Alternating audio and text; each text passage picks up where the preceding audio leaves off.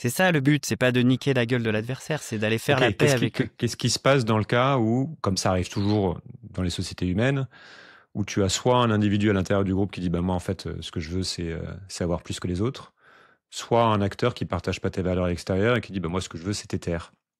Ok, et ben là, ça existera toujours. C'est Oui, qu'il y a 1% de psychopathes dans la population oui, bien sûr. euh, et qu'il y a toujours des gens très très méchants parce qu'ils n'ont pas eu assez de câlins quand ils étaient petits. Et ben, dans les peuples, c'est pareil, les cultures, c'est pareil. Mais ben, toute la politique, c'est ça. Créer des institutions politiques, pour moi, hein, les plus démocratiques possibles. La démocratie, c'est ça, c'est empêcher que les psychopathes prennent le pouvoir. Let's go. Salut Pablo. Salut Julien. Donc nous commençons cette deuxième interview qui donc la conversation qu'on reprend un peu là où elle s'était arrêtée. Donc si vous n'avez pas écouté la première phase, je vous conseille de commencer par là parce que on va aussi y revenir. D'ailleurs, on va commencer par faire ça si t'es OK. Parce que pour une fois, j'ai la chance de reparler avec un de mes invités quelques jours plus tard. Donc on est quoi, 5 jours plus tard. Et de rebondir aussi sur certaines questions que les gens avaient mises en commentaire, les gens qui se sont posés. Donc ça va nous permettre de préciser certaines choses avant qu'on se plonge dans donc la suite de l'interview, c'était de parler plus de ton bouquin, le réseau des tempêtes, résilience, robustesse, comment on se prépare au choc potentiel. Mais je trouvais important de faire ce ping-pong à nouveau pour aller préciser certains points, peut-être les étendre, parce que ce que tu as produit récemment découle aussi de toute cette pensée, si ça te va. Ok, allons-y. Les questions des auditeurs et après on enchaîne sur le réseau des tempêtes. C'est parti. Ok.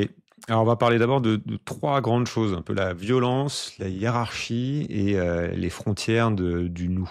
En fait, nous et eux, etc. Qui sont des choses qu'on a, trois dimensions qui font partie d'une manière ou d'une autre, en fait, de toute réflexion, notamment sur le lien. Alors, tu disais dans notre première partie de la conversation, pour te paraphraser, qu'en gros, la violence ne mène à rien et qu'elle finit toujours par se retourner, tôt ou tard, contre ceux qui la provoquent. Mais l'histoire, en tout cas, c'est une vision que certains ont des choses, l'histoire nous montre souvent l'inverse. C'est-à-dire que les puissants tendent à survivre, les dominés subissent et certains qui ont déjà des avantages au départ arrivent même à profiter des crises. Donc, quelque part, on pourrait dire, non, c'est plutôt les mieux placés, ceux qui sont en haut de la hiérarchie, en haut de la pyramide dont tu parlais, qui s'en sortent le mieux en temps de crise. Donc, comment tu comprends cette contradiction? Comment tu comprends cette objection aussi? Et qu'est-ce que tu réponds à ceux qui pensent que la non-violence, sans puissance pour la soutenir, en fait, devient impuissance, quoi? Ouais, je vois. Désolé, je suis un peu malade, donc je vais peut-être tousser de temps en temps. En fait, je réponds un peu comme ça au pied levé parce que c'est vraiment un thème qui me passionne. C'est mes champs de recherche en ce moment, donc j'ai pas des réponses toutes faites et on va essayer de tisser ensemble là. Donc moi, sur la violence, non-violence, sur le fait elle solutionne plein de problèmes. Tu sais, c'est le film avec Clint Eastwood, sur le tireur d'élite, comme il s'appelle, où il dit à la fin, la violence résout les problèmes. En fait, c'est comme il s'appelle, ce tireur d'élite qui est revenu chez lui et d'Irak, c'est devenu un héros. Il a fait une association pour guérir les anciens militaires qui étaient, voilà. Et la phrase de son asso, c'est la violence résout les problèmes. J'étais marqué par ça parce que, en fait, on peut considérer que oui. C'est American Sniper. Voilà, merci. Ah, trop bien. On peut considérer que si on dézoome pas assez, effectivement, genre, le débarquement, on a défoncé la gueule aux nazis, on a gagné, voilà. Et la violence, ça sert, ok. Mais quand tu dézoomes, en fait, la violence sert à repousser le problème. C'est-à-dire que le problème arrive, grâce à la violence, tu peux le repousser. Mais pourquoi ça le repousse? Ça le guérit, ça solutionne rien, parce qu'en fait, tu rajoutes de la violence à la violence. Et la violence, elle amène quoi? Elle amène du trauma, de la dissociation, des gens qui sont des guerriers, en fait. On a besoin de guerriers pour faire la violence, soit pour pratiquer.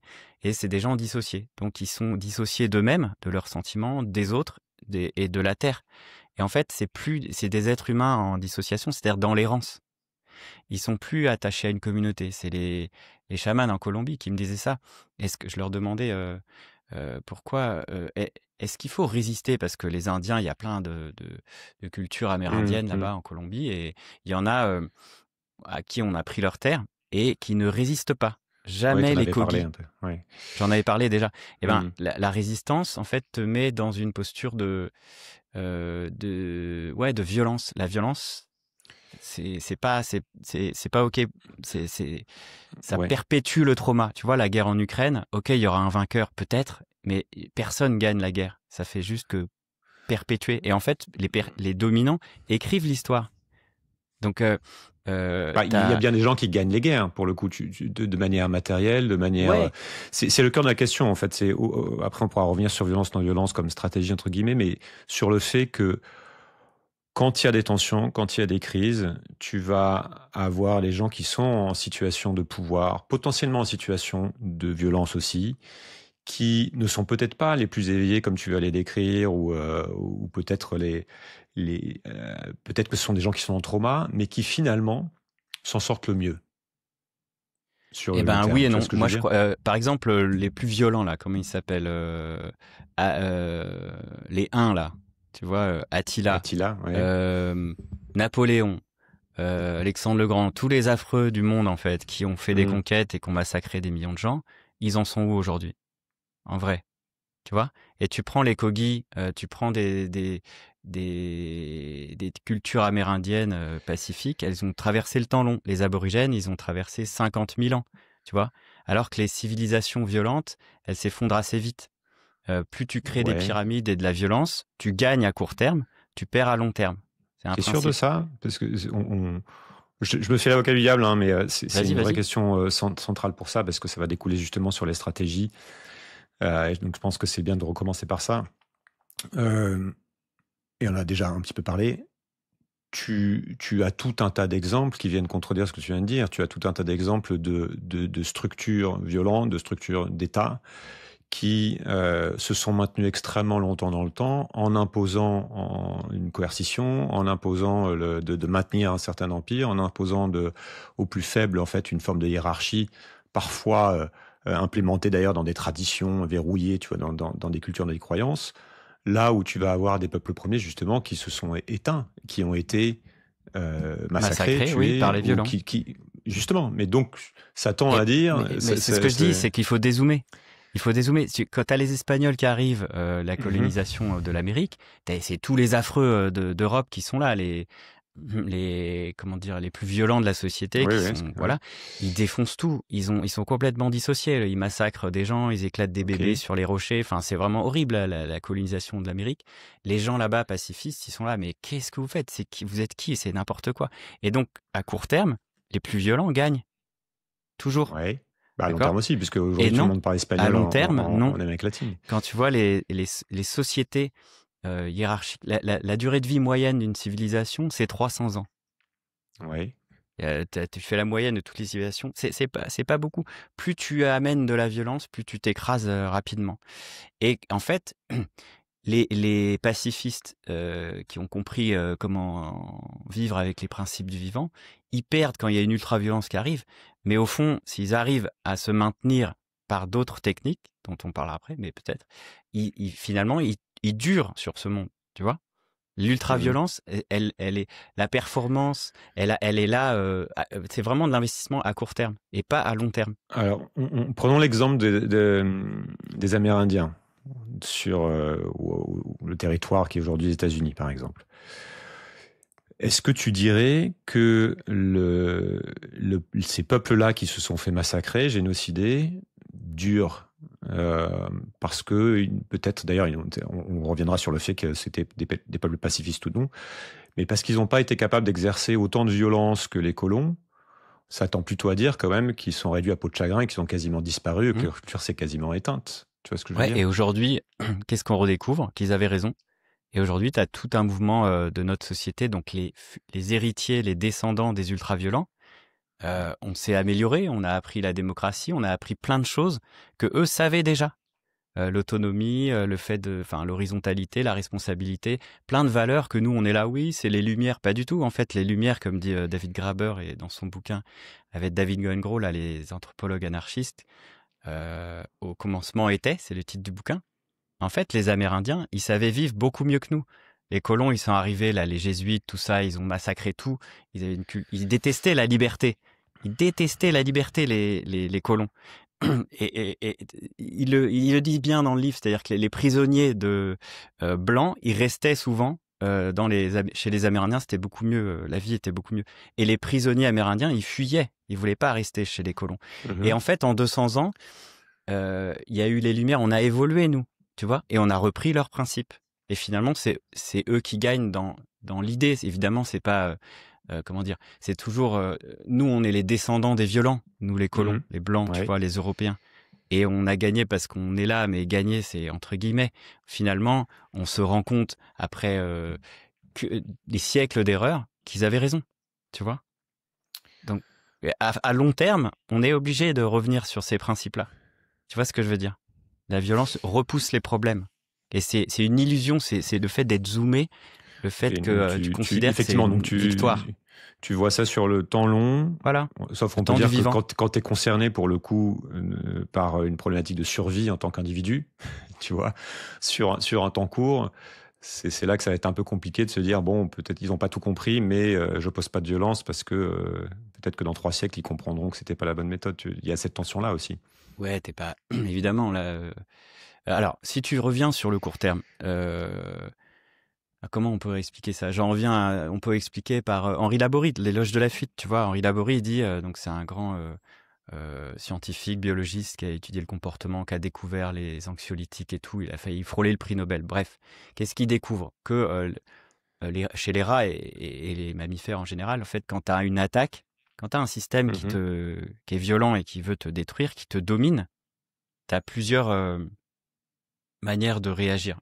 Soit tu fuis, soit tu contre-attaques, tu résistes, soit tu freeze, ça veut dire que tu es dominé. Et c'est dans la lecture du suricate, donc t'en avais parlé aussi. Hein, voilà, soit tu vas dans le rouge, fight, flight, soit freeze dans le bleu, d'accord? Soit tu meurs. Et ben fight, flight, c'est l'axe de la violence. Tu fuis ou tu combats, c'est l'action, tu vois. Ouais. Donc il dit si tu fuis pas, tu te mets dans des logiques de combat qui t'oblige à parler comme l'adversaire, c'est-à-dire à te structurer, à te hiérarchiser, à devenir militarisé, à te dissocier et à entrer dans la violence. Et en fait, ce que tu combattais, typiquement les révolutionnaires, tu vois, ils combattent les empires, et si tu rentres trop dans la résistance, tu recrées des révolutions, c'est-à-dire des gens violents. Donc faut fuir. L'éloge de la fuite, c'est ce que disent les Kogi. Tu parles des Occidentaux qui auraient amené leur violence en colonisant certaines parties du monde. Est-ce que c'était pas, dans beaucoup d'endroits, finalement, des sociétés qui étaient déjà violentes? C'est-à-dire que quand tu regardes, je sais pas, je te donne un exemple, les Occidentaux qui arrivent et qui conquièrent la Chine ou une partie de la Chine, tu es déjà sur une structure d'empire extrêmement hiérarchisée, stabilisée aussi par une forme de violence. Et quelque part, on pourrait dire que quand on parle de paix comme un idéal moral, en fait, dans les faits, ça ressemble plutôt à une tension contenue. C'est-à-dire qu'à l'échelle des sociétés, ça repose rarement sur un consensus, mais sur un équilibre de force, voire sur la peur d'un chaos plus grand. Tu vois ce que je veux dire? Je suis pas sûr. Moi, j'y connais pas assez, mais je pense pas que dans les sociétés pacifiques, c'était comme ça. Là, tu parles des sociétés. Tu parles de quelle société pacifique? Il y en a plein. À mon avis, la plupart des sociétés ont été pacifiques et n'ont pas emmerdé les autres avec de la violence ou de la hiérarchie pyramidale. Il y en a plein, je pense, il faut aller voir. Et parle avec les Kogi, c'est peut-être une exception, mais ils sont encore vivants, ils ont traversé les millénaires. C'est quand même ouf, ils n'ont jamais pris une arme à feu, ils veulent pas, et ils fuient. Et pour l'instant, ils résistent, tu vois. Mais est-ce que c'est pas une exception? C'est-à-dire quand tu regardes les empires africains, les empires au Moyen-Orient... Non, je te parle d'une manière générale. Quand tu regardes l'histoire, je revisionnais une carte, j'ai un atlas du Moyen-Orient là que m'a offert Christian Grattalou, qui parle en gros de 6-7 000 ans d'histoire au Moyen-Orient, et tu regardes, c'est une succession d'empires, une succession de territoires qui Vision bougent, d'historien, moi j'y crois pas. Ok. Je trouve que l'histoire a été écrite par les vainqueurs et on écrit l'histoire comme, comment dire, on prend comme marqueur les faits violents. Mais qui a fait la contre-histoire des peuples qui ont pas laissé de traces, qui ont pas foutu la merde, tu vois? Il y a une contre-histoire des États-Unis, une histoire populaire des États-Unis, une histoire populaire de la France. On a besoin d'historiens qui font des contre-histoires. Je m'y connais pas assez en histoire. On est parti sur une discussion sur des bases pas très solides. Et évidemment, on est là à exposer nos croyances les plus profondes, et évidemment que ça provoque des réactions fortes. Et quand je touche à la compétition et aux hiérarchies pyramidales, ça provoque des sorties terribles parce que c'est vraiment hyper ancré. Mais je pense au livre de Graeber que je viens de que je viens de citer, pardon. Lui, son désir en tant qu'anthropologue anarchiste, c'était de faire une contre-histoire de Sapiens, le bouquin de Harari, qui a été un best-seller et qui explique la vision linéaire du monde. Au début, il y avait le chasseur-cueilleur, puis l'État, puis le libéralisme, la science, le transhumanisme, comme un truc linéaire. Pas du tout. Mais pas du tout. Donc, sa contre-histoire de ça, un anti-sapiens, et c'est génialissime, il faut le lire. C'est un pavé monumental, et ça bouleverse, c'est long à lire, mais ça bouleverse notre vision du monde, ça met du temps. Et il dit qu'en fait, les humains, ils ont toujours fait ce qu'ils voulaient. On peut faire tous les systèmes politiques qu'on veut. Il y a eu des grandes, des petites sociétés, des pacifistes, des horizontales, des verticales, des violentes, des pas violentes. Et plein de sociétés égalitaires à grande échelle qui n'ont pas laissé de traces, qui n'ont pas laissé de pierres, tu vois, de pyramides. Pyramides, c'est quand même des restes, des traces de hiérarchie pyramidale et de violence, tu vois. Et les sociétés pas violentes, n'ont pas laissé de traces, donc on les connaît pas. Tu vois, il y a un énorme biais d'archéologues et d'historiens. Donc moi, j'attends. Je suis pas convaincu par les livres d'histoire qui racontent toutes les batailles. Ça me fait rien. J'entends bien, mais du coup, si elles n'ont pas laissé de traces, comment on sait là, ils commencent existé à découvrir les traces parce que du coup, en fait, c'est comme les éthologues, on posait les mauvaises questions aux animaux. On posait les mauvaises questions au reste d'archéologie parce qu'on avait mis les lunettes de la guerre et de la compétition. Et depuis que je suis petit, moi, j'apprends que l'histoire, c'est une succession de guerres. Mais n'importe quoi, j'y crois pas. Moi, j'y crois pas. Voilà. Ok. Mais le fait est, je reste un petit peu là-dessus, parce que le fait est qu'il y a quand même des traces d'empire, des traces des Égyptiens, des traces des Sumériens, des massacres, de génocides, voilà, etc. Et on sait que partout dans le monde, il y a eu énormément de sociétés qui se sont, pour le coup, et qui ont laissé des traces, tu le dis, qui ont dominé des territoires, qui ont duré dans le temps, qui ont potentiellement envahi leurs voisins quand elles le pouvaient, sur la base de hiérarchisation de sociétés qui sont elles-mêmes sur la base de qui exerce la violence. Tu vois ce que je veux dire? C'est-à-dire que tu as cette... D'ailleurs, certains vont te dire que finalement, quand il y a la paix qui dure, c'était le sujet de ma question, quand il y a une période de paix, c'est qu'il y a une forme de stabilisation de ce rapport de force qui vient soit d'un État extrêmement fort, soit typiquement comme la Pax Americana qu'on a eu depuis... Dans notre partie du monde, en tout cas, parce qu'il y a une espèce de gendarme du monde qui s'imposait et qui dit « Ok, si vous ne suivez pas l'ordre, on va vous taper dessus ». Plus finalement que par une espèce d'éveil philosophique ou spirituel ou une prise de conscience qui serait globale. Il y a peut-être des endroits du monde où ça s'est passé, mais... Alors, je comprends. Tu vois ce que je veux dire. D'accord. Ok, merci de recadrer là-dessus. Effectivement, nous, ce qu'on a connu, c'est ça. Donc, c'est depuis qu'on a la bombe nucléaire et une sorte de paix grâce au nucléaire. Bon, mais ça, c'est une énorme connerie. C'est une énorme connerie. Certes, ça a fonctionné à l'après-guerre et on a appris ça. Et en fait, la violence qui a été montée, en fait, c'est comme de la mayonnaise, ça monte. Quand il y en a un qui est violent, comment tu le calmes? En amenant plus de violence, en autre système, d'accord? Tu essayes de le cadrer par encore plus violent. Tu fais une couche, en fait, pour le calmer. Mais cette hiérarchie pyramidale, elle se retrouve encore à amener de la violence structurelle, et tu dois le recadrer.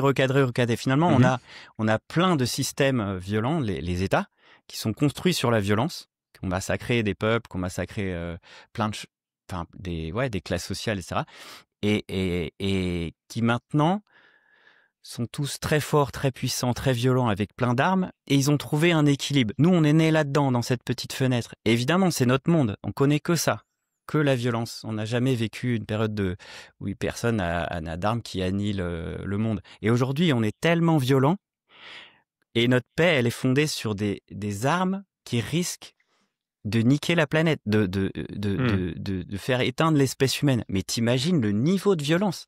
Mais on est complètement fou, tu vois. Donc c'est une pseudo-paix, c'est pas de la paix. Tu vois ce que je veux dire? C'est comme si on faisait un petit apéro bien sûr. sur un arsenal de bombes. C'est pas ça la paix.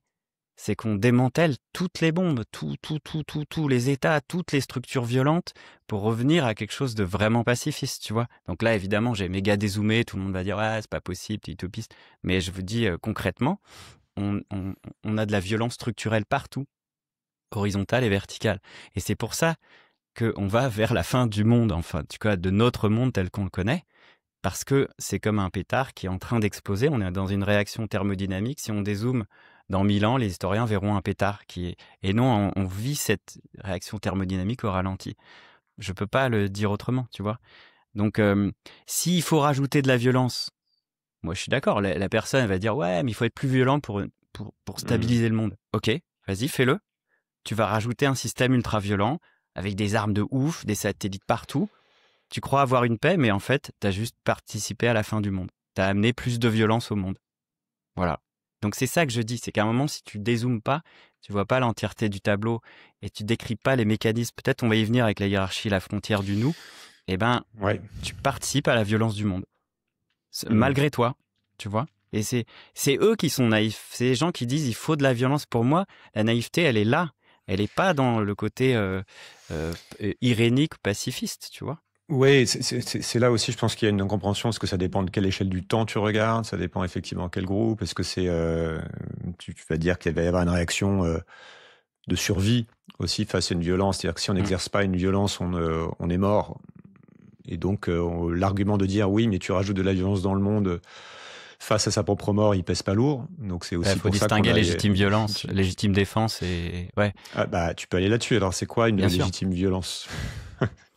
Eh ben ouais, si légitime défense, si t'es acculé, t'as plus de solution, tu peux pas fuir, etc. Et il y a un moment, tu dois utiliser la force. Je dis pas qu'il faut jamais utiliser la force, mais il y a une juste mesure. Ouais. Et de toute façon, enfin comment dire, c'est une de tes questions, mais dans la nature, la violence existe. Tu vois, ouais, elle est utilisée le moins possible, mais elle existe. Et tout le but après, c'est de détraumatiser, de prendre soin autour de ces moments très courts de violence. Enfin, et le moins fréquent possible. Bah, on peut aller là-dessus sur l'entraide aussi, puis l'analyse que tu avais faite un petit peu de ces choses-là, en tout cas dans la nature, parce que tu présentes l'entraide comme un réflexe du vivant, même si pour moi, un peu dans les faits, on voit beaucoup de sociétés humaines. Un principe du vivant, pas un principe, ouais. On a beaucoup de sociétés humaines qui recréent toujours un peu des hiérarchies, parfois même donc au nom du bien commun, au nom de la paix.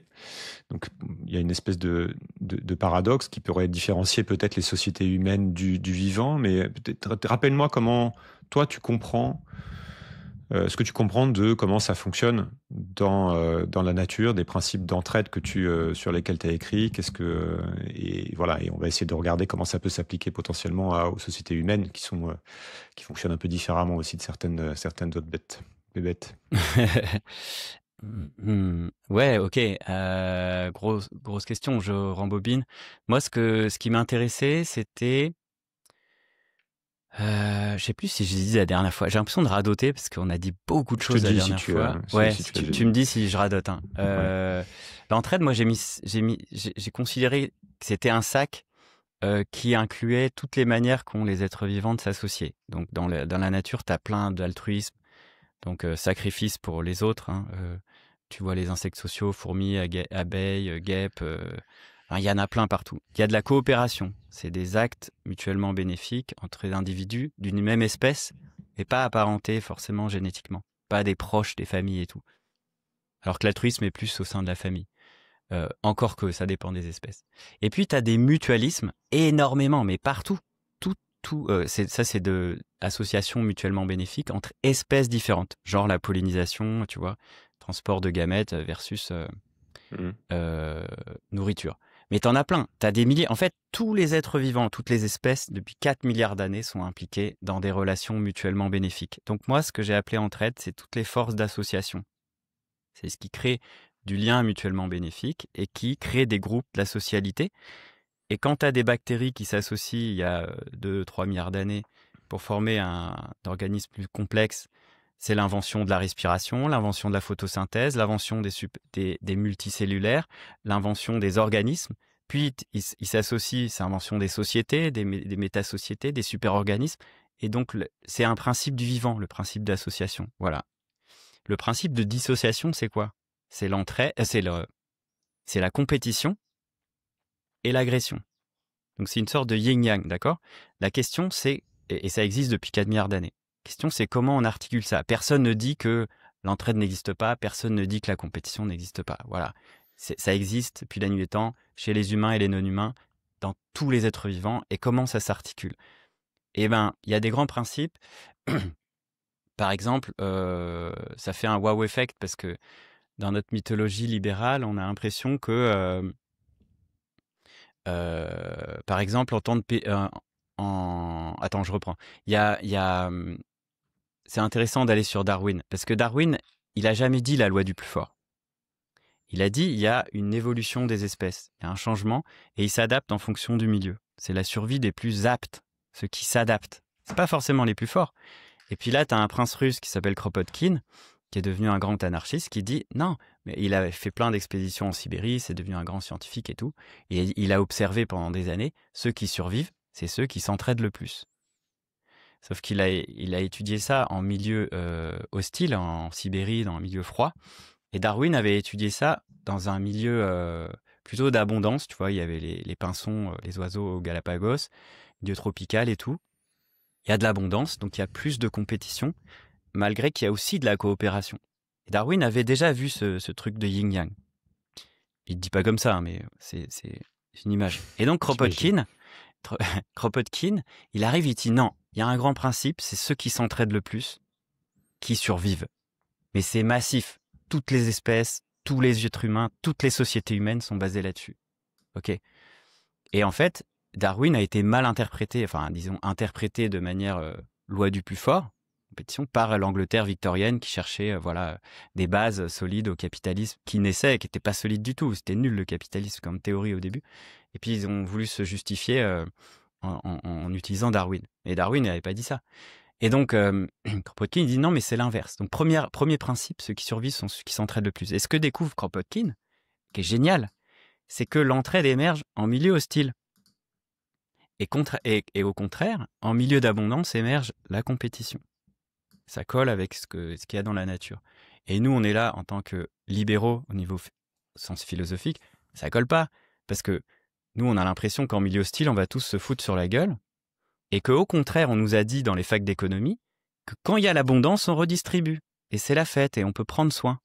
Tu vois, ce truc d'abord, on va vers la performance, on fait du PIB, on devient super riche. Et quand tout le monde est riche, il y a un ruissellement et on redistribue. Ben, c'est exactement l'inverse qu'il faut faire. Et donc, faut prendre soin d'abord. Et puis après, on construit des sociétés de partage, tu vois. Et donc, c'est simple à comprendre. Alors, je ne sais pas si je l'ai fait la dernière fois. C'est vrai que là, j'ai passé une semaine à défendre le livre et j'ai l'impression de radoter. Donc, tu m'arrêtes. Mais en fait, pourquoi en milieu hostile émerge l'entraide? Ben, c'est tout simple. C'est que si tu prends une colonie de manchots en Antarctique, s'il y a une grande tempête de glace en ressenti moins 200 degrés, là, tu vois, ils se les caillent, et ben, ils se blottissent les uns contre les autres. Ceux qui sont à l'extérieur, ils ont froid. À un moment, ils rentrent dedans et ils changent, tu vois, ils se réchauffent. Imagine un manchot libéral, manchot economicus, qui dit non, la société n'existe pas, comme Thatcher, et qui se rebelle et qui dit non, mais vous me faites tous chier. Il s'en va, il meurt. Donc ça, c'est simple à comprendre. Et pourquoi en temps d'abondance la compétition émerge? Et bien là, on revient à notre conversation du début. C'est parce que quand il y a de l'abondance, tout le monde est un peu riche. Tu vois, on reprend Jean Covici qui dit on a tous 400 esclaves énergétiques en Europe. On est tous riches. En gros, on est tous des pharaons. D'accord, moi je suis un pharaon pour me chauffer, m'éduquer, faire des visios et des podcasts et tout. Si on est tous riches, bah, je peux me permettre de dire à mon voisin, écoute, mec, j'ai pas besoin de toi, limite, je t'emmerde. Et dire je t'emmerde, c'est un luxe. C'est un luxe, c'est que les riches qui peuvent dire ça. Tu vois, les pharaons, ils peuvent dire. Et donc, je peux totalement dire, ce qui est bien, en fait, c'est la compétition. Ce qui est bien, c'est l'individualisme. Et viens, on en fait une idéologie. De toute façon, on n'a rien à perdre. Les traders, ils ont rien à perdre. Les sportifs aux Jeux Olympiques, ils ont rien à perdre. Est-ce qu'ils meurent? Non. Ils retournent chez eux dans leur hôtel? Non. Tu vois? Donc, par contre, en milieu d'abondance, il peut y avoir de l'entraide, parce qu'on est tous quand même un peu gentils, on a appris les bonnes manières, mais on se fait niquer par ceux qui sont plus violents. Donc, le principe, je recroise encore et je reboucle parce que c'est important, les deux grands principes yin-yang dans l'évolution, théorie de l'évolution. Un, au sein d'un groupe, les individus les plus compétitifs et violents gagnent. Sauf qu'ils niquent le groupe. Ils affaiblissent le groupe. Et deuxième force qui fonctionne, les groupes les plus coopératifs gagnent sur les groupes qui font de la compétition entre eux. T'as compris? Donc, oui, ça veut dire que tu peux avoir des groupes qui coopèrent dans la compétition. Tu peux avoir. Attends, là tu compliques. Du coup, je termine juste. Donc, t'as deux forces. Fait qu'il y aura toujours de la compétition et de la coopération. T'as toujours des violents qui vont arriver. Ouais, c'était mieux la violence. Ils vont gagner. Ah ouais, j'ai gagné. Mais t'es tout seul, mec, sur la première marche du podium et tout le monde te déteste. Et en fait, t'as niqué le groupe. Donc, t'as détruit la société. La compétition, si tu lâches la bride, ça détruit la société. Sauf que ton groupe étant faible, il va se faire niquer par un groupe plus fort. Voilà. Donc, effectivement, t'as de la compétition intergroupe qui arrive. Et là, on en vient à ta question des auditeurs du début sur les frontières du nous. Tu vois, la membrane du nous. C'est quoi nous? Est-ce que un groupe qui se forme et qui coopère, trop bien, l'entraide. Mais en fait, l'entraide, c'est pas du tout le monde des bisounours. Tu peux très bien t'entraider pour massacrer ton voisin. Donc, tu crées un super organisme qui est une société qui va rencontrer un milieu hostile dont la compétition fait partie. La compétition, c'est un milieu hostile, c'est du stress. Du coup, on va se mettre en compétition intergroupe. Et la clé qu'on a découvert dans notre livre L'entraide, tu m'as posé une grosse question sur les principes de l'entraide, mais là, celui-là, il est intéressant parce qu'on pose le cadre pour tout le reste. C'est que les principes interindividuels qu'on a déployés, c'est-à-dire qu'il faut de la confiance, de la sécurité, de l'équité. Si tu poses ça dans un groupe, naturellement, l'entraide arrive, tout le monde coopère. Si tu amènes du sens, un beau récit ou un ennemi commun, les gens coopèrent. Ou un objectif commun ou une catastrophe, les gens coopèrent de ouf. Ok, ça, on sait faire. Il y a plein de règles et de mécanismes pour coopérer. C'est notre livre de 2017. Ok, l'entraide, l'autre loi de la jungle. Eh ben, c'est les règles interindividuelles. Elles marchent entre les groupes.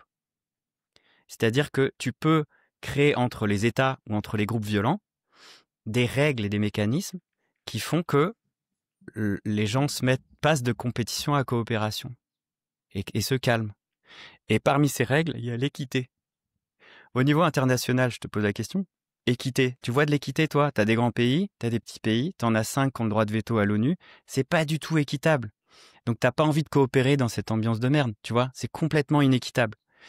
Et on n'a pas, il n'y a pas un cadre de sécurité, comme je disais avec l'exemple de l'Europe qui a été faite à l'envers. Je sais pas si j'en ai parlé la dernière fois. Il n'y a pas un cadre de sécurité, une police commune, une sécurité sociale assez forte, une membrane de sécurité au niveau interétatique pour pouvoir déposer les armes et coopérer. Et donc les principes de l'entraide, on les a. Et on peut les adapter, les appliquer à toutes les échelles du vivant et des sociétés. Voilà ce que j'entends par principe. Sur ce dernier point, est-ce qu'il n'y a pas un paradoxe par rapport à ce que tu disais plus tôt? C'est-à-dire qu'il y a malgré tout besoin d'une membrane qui vient sécuriser l'ensemble et que cette membrane, on attend à ce qu'elle puisse protéger, c'est-à-dire potentiellement à ce qu'elle puisse faire usage de la force à la fois contre l'extérieur, à la fois contre ceux à l'intérieur qui essaient de faire usage de plus de force.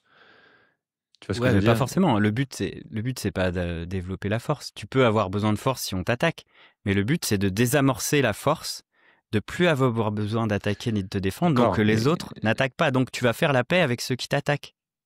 En méta. C'est ça le but, c'est pas de niquer la gueule de l'adversaire, c'est d'aller faire la paix avec eux. Qu'est-ce qui se passe dans le cas où, comme ça arrive toujours dans les sociétés humaines, où tu as soit un individu à l'intérieur du groupe qui dit, moi, en fait, ce que je veux, c'est avoir plus que les autres, soit un acteur qui partage pas tes valeurs à l'extérieur et qui dit, moi, ce que je veux, c'est tes terres. Ok, et ben là, ça existera toujours. C'est qu'il y a 1% de psychopathes dans la population. Oui, bien sûr. Et qu'il y a toujours des gens très très méchants parce qu'ils n'ont pas eu assez de câlins quand ils étaient petits. Et ben, dans les peuples, c'est pareil, les cultures, c'est pareil. Mais ben, toute la politique, c'est ça. Créer des institutions politiques, pour moi, les plus démocratiques possibles. La démocratie, c'est ça, c'est empêcher que les psychopathes prennent le pouvoir. Ok ? Donc les violents, les psychopathes, c'est les gens dissociés qui amènent de la violence sans se rendre compte, qui perpétuent et puis blessent tout le monde et qui traumatisent tout le monde. Et quand tu es traumatisé, tu perpétues le trauma à tes générations. Bref. Donc tu amènes de la violence au monde. Et ben, tu crées une membrane déjà pour réduire la violence en interne. Et après, et c'est là l'enjeu qui est difficile parce que après, tu essayes de faire la paix avec les autres membranes. Et c'est difficile, pourquoi ? Pour 2 raisons. La première, elle est... Attends, il faut que je note parce que je vais oublier. La première, c'est une question, je vais choquer un peu les gens, mais d'hormones, pour simplifier. C'est qu'on a été physiologiquement taillé par l'évolution pour fonctionner en groupe. Et dans notre biologie, dans notre manière de faire groupe, il y a plein de mécanismes très fins, la réciprocité, l'empathie, la réputation. Et on a des hormones de ça. C'est-à-dire, par exemple, l'ocytocine, c'est une hormone de la confiance. Elle est très complexe, cette hormone. Tu sais qu'il y a des expériences, il y en a plein, des dizaines d'expériences là-dessus. C'est très intéressant, l'ocytocine. C'est l'hormone de la lactation et du repli du clan, de la protection de l'entre-soi et de ceux qu'on aime, tu vois. Et ça veut dire et c'est l'hormone de la confiance, du bébé, de la mère, tu vois. Quand tu prends un spray d'ocytocine dans le nez et que tu vas à un meeting politique, tu as plus de chances de croire à ce que dit le tribun. Il y a des expériences là-dessus. Tu vois, hormone de la confiance. Et pourtant, ça a été montré aussi, c'est une hormone qui amène de la violence. En fait, dans ce mouvement de protection de clan de ceux que tu aimes, de ta famille, shoot d'ocytocine, confiance de l'entre-clan, eh ben, tu es plus violent en réponse aux signaux extérieurs étrangers. Et tu as des comportements plus violents, tu vois. Donc, il y a un câblage et qu'on peut contrer par la culture, par les institutions, qui fait qu'on a une tendance à s'agréger et à se dissocier aussi entre groupes. Et le deuxième paramètre qui est difficile là-dedans avec ça, c'est que je t'ai dit qu'on monte un peu comme des blancs en neige. Quand une violence arrive, il faut la cadrer, tu vois, par plus fort ou la désamorcer. Eh ben, quand t'es pris dans cette course à l'échalote, on a plein de métaphores bizarres, où tu fais de plus en plus de structures violentes pour cadrer la violence, comme on est aujourd'hui avec le nucléaire, eh ben, tu as des effets de contre-productivité, des seuils de taille au-delà duquel ça devient n'importe quoi. Et nous, les humains, on fait entre 1,50 m et 2 mètres, on a les hormones qu'on a, on a les sens qu'on a.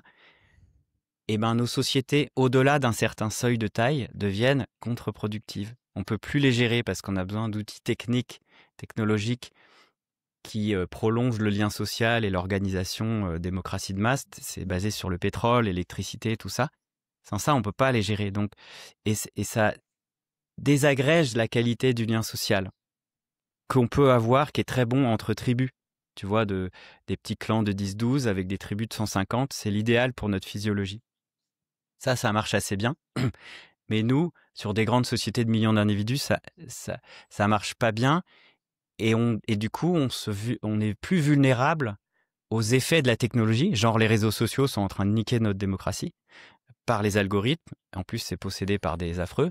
Donc, tu vois, on est de plus en plus vulnérable à cause de l'effet taille.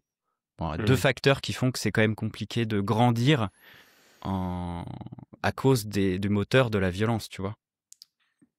Oui, donc par rapport à tous ces sujets-là, il y a quand même 2 énormes biais. C'est le fait que les humains sont une espèce quand même assez différente de la plupart des espèces, parce qu'il y a tout un côté social qui est extrêmement développé, la capacité de dialoguer de manière extrêmement sophistiquée, etc. On fonctionne pas tout à fait quand même comme les autres. Et puis par ailleurs, il y a une histoire d'échelle. C'est-à-dire que il y a plein de choses qui fonctionnent sur des petits groupes, qui ne fonctionnent plus à partir du moment où on a des milliers, voire des millions de personnes.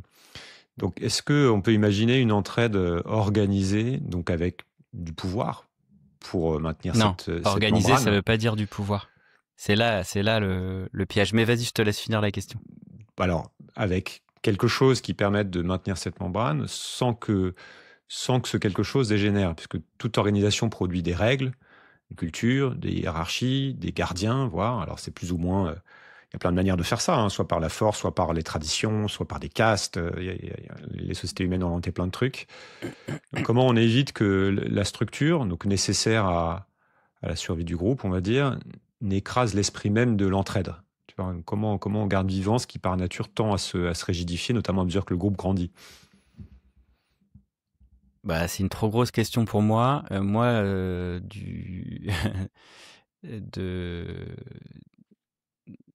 de mon point de vue, et j'ai pas du tout les savoirs nécessaires en anthropologie, en histoire, en archéologie pour répondre, mais moi je dirais en suivant les principes du vivant. Il faut que je développe là, mais bon, c'est une réponse simple, mais je reviens à ton truc, les humains sont très différents. Il y a une coupure, effectivement, mais elle est quantitative, c'est-à-dire qu'on a une vraie continuité entre les non-humains et les humains. Ça, c'était Darwin qui a amené ça, c'est sa grande révolution. Il y a des animaux qui ont une culture, il y a des animaux qui ont de l'humour, il y a des animaux qui ont de l'empathie, de la réciprocité, plein de choses. Nous, on a nous, on a une couche culturelle beaucoup plus grande qui fait qu'on a un degré de liberté plus grand. Mais on a beaucoup de déterminisme aussi. On a beaucoup de déterminisme. On a une nature qui est pas là pour rien. Elle a été sélectionnée par l'évolution et qui nous a donné quoi? La culture. Notre nature, c'est la culture. C'est notre capacité à nous organiser socialement. C'est ça nos principales caractéristiques. Parce qu'en finalement, on est des singes immatures, imberbes, on est des primates un peu nazes, mais on a gagné au sens on est plus nombreux parce qu'on a la socialité. Et on est très bon là-dedans. Donc on a une couche culturelle qui nous permet d'avoir un degré de liberté. Ceci dit, ce degré de liberté, on peut pas faire n'importe quoi. Moi, je suis pas d'accord avec la théorie de la page blanche qui a beaucoup été utilisée par les marxistes, qui disent non, mais on peut faire ce qu'on veut de l'être humain. C'est la page blanche. On n'a aucun déterminisme et la biologie à la poubelle. Et de toute façon, on fera ce qu'on veut. L'homme nouveau arrivera et on sait tous les massacres qui en a suivi. C'est pas vrai. On n'est pas une page blanche. Par contre, moi, je serais plus comme Spinoza. On sait qu'on a des déterminismes. On va les étudier, les connaître. Et c'est en connaissant nos déterminismes qu'on peut augmenter un peu notre degré de liberté. Le problème, c'est que là, la thermodynamique arrive. Et là, c'est tout ce qu'est Jean Covici et compagnie. C'est-à-dire, tu veux faire n'importe quoi. Tu veux faire des énormes hiérarchies pyramidales. Tu veux faire des sociétés ultra-violentes. Tu veux faire je sais pas quoi. Libre à toi de le faire, mais ça va coûter de l'énergie. Plus tu sors des principes du vivant, plus tu as besoin d'énergie. Donc de violence, de performance, etc. Et à un moment, mec, ça va pas tenir. Ça va pas tenir. Si tu sors des principes du vivant, tu vas kiffer la life pendant un petit temps, mais tu vas t'effondrer. Et c'est ce qu'on a fait, notre société. On a fait la teuf pendant 2 siècles, 3 siècles, et on va s'effondrer. Ça tient pas la route. Et donc, c'est comme si la Terre-Mère, tu vois, je vais encore choquer les sciences sociales, elle est là, elle nous observe, on est des petits bébés avec une mitraillette, avec des boutons nucléaires. Et on joue, on est tout là. Et même les Kogis, qui ont appris à vivre avec la Terre, les aborigènes, ça fait 50 000 ans qu'ils vivent avec la Terre. Ils en ont fait des conneries, ils ont massacré des mégafaunes depuis 50 000 ans. Ils ont appris à se calmer et à vivre en paix sur cette terre. Ils nous regardent, ils font putain, ils nous appellent les petits frères, hein, les hermano menor, les blancs là, vous faites n'importe quoi, vous êtes dissociés, vous êtes dans l'errance, vous êtes coupés de la terre-mère, on vous attend. Mais en fait, ils nous regardent comme on regarde un bébé qui joue avec des kalachnikovs, quoi. Ça fait peur, tu vois?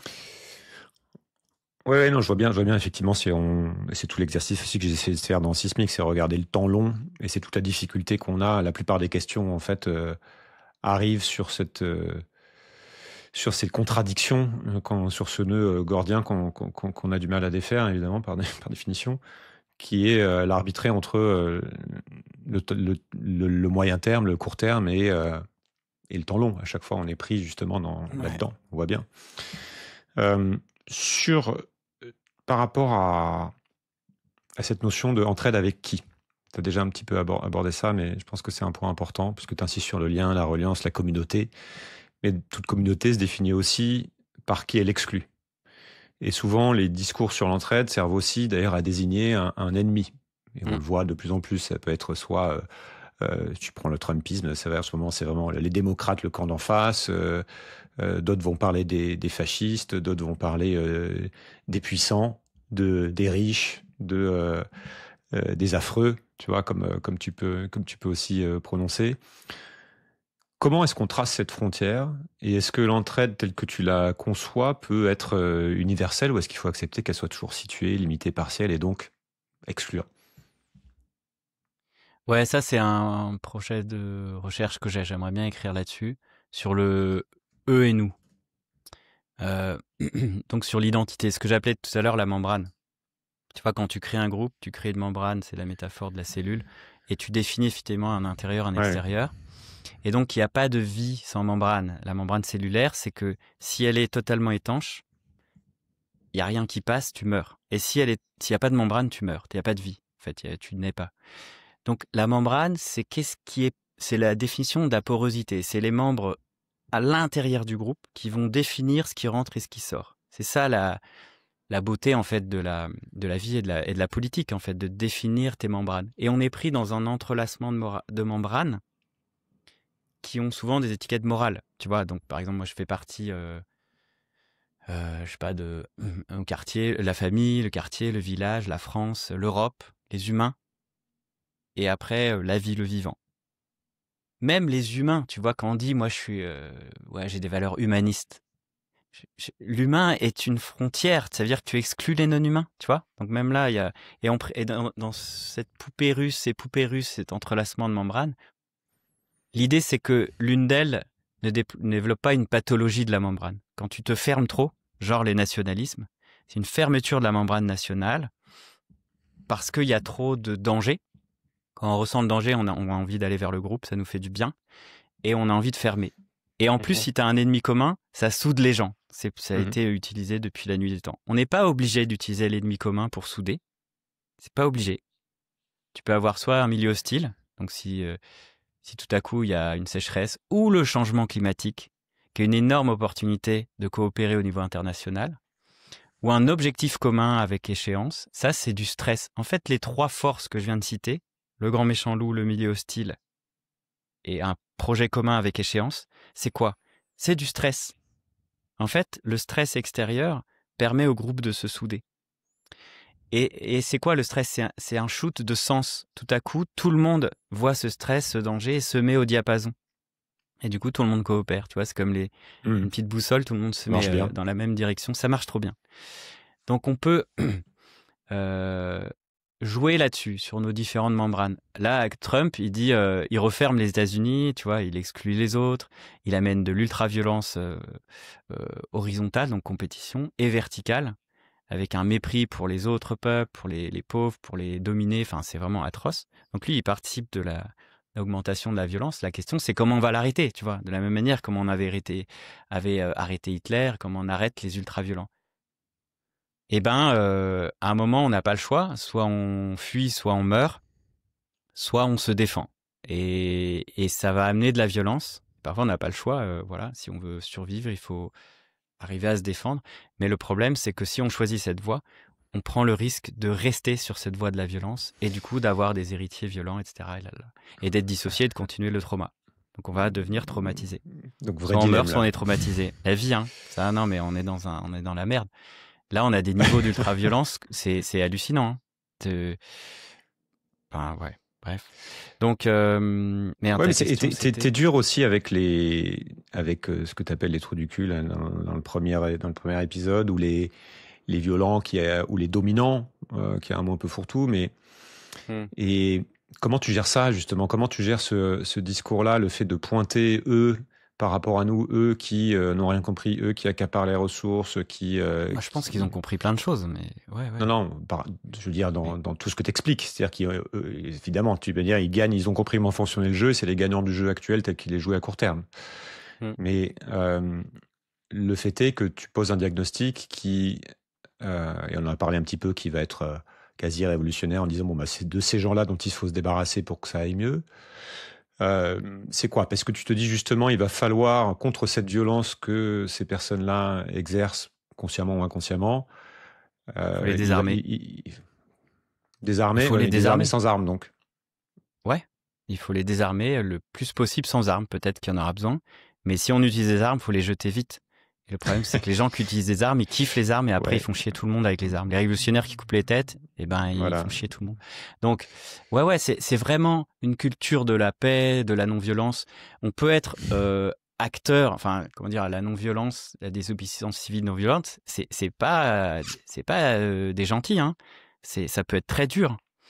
Et on peut arriver avec des stratégies mixtes de violence-non-violence. Tu vois, je pense à Gandhi et Mandela, c'était de la violence-non-violence. Mandela, il a été terroriste. Gandhi, il a été Ouais. c'était pas non plus, voilà.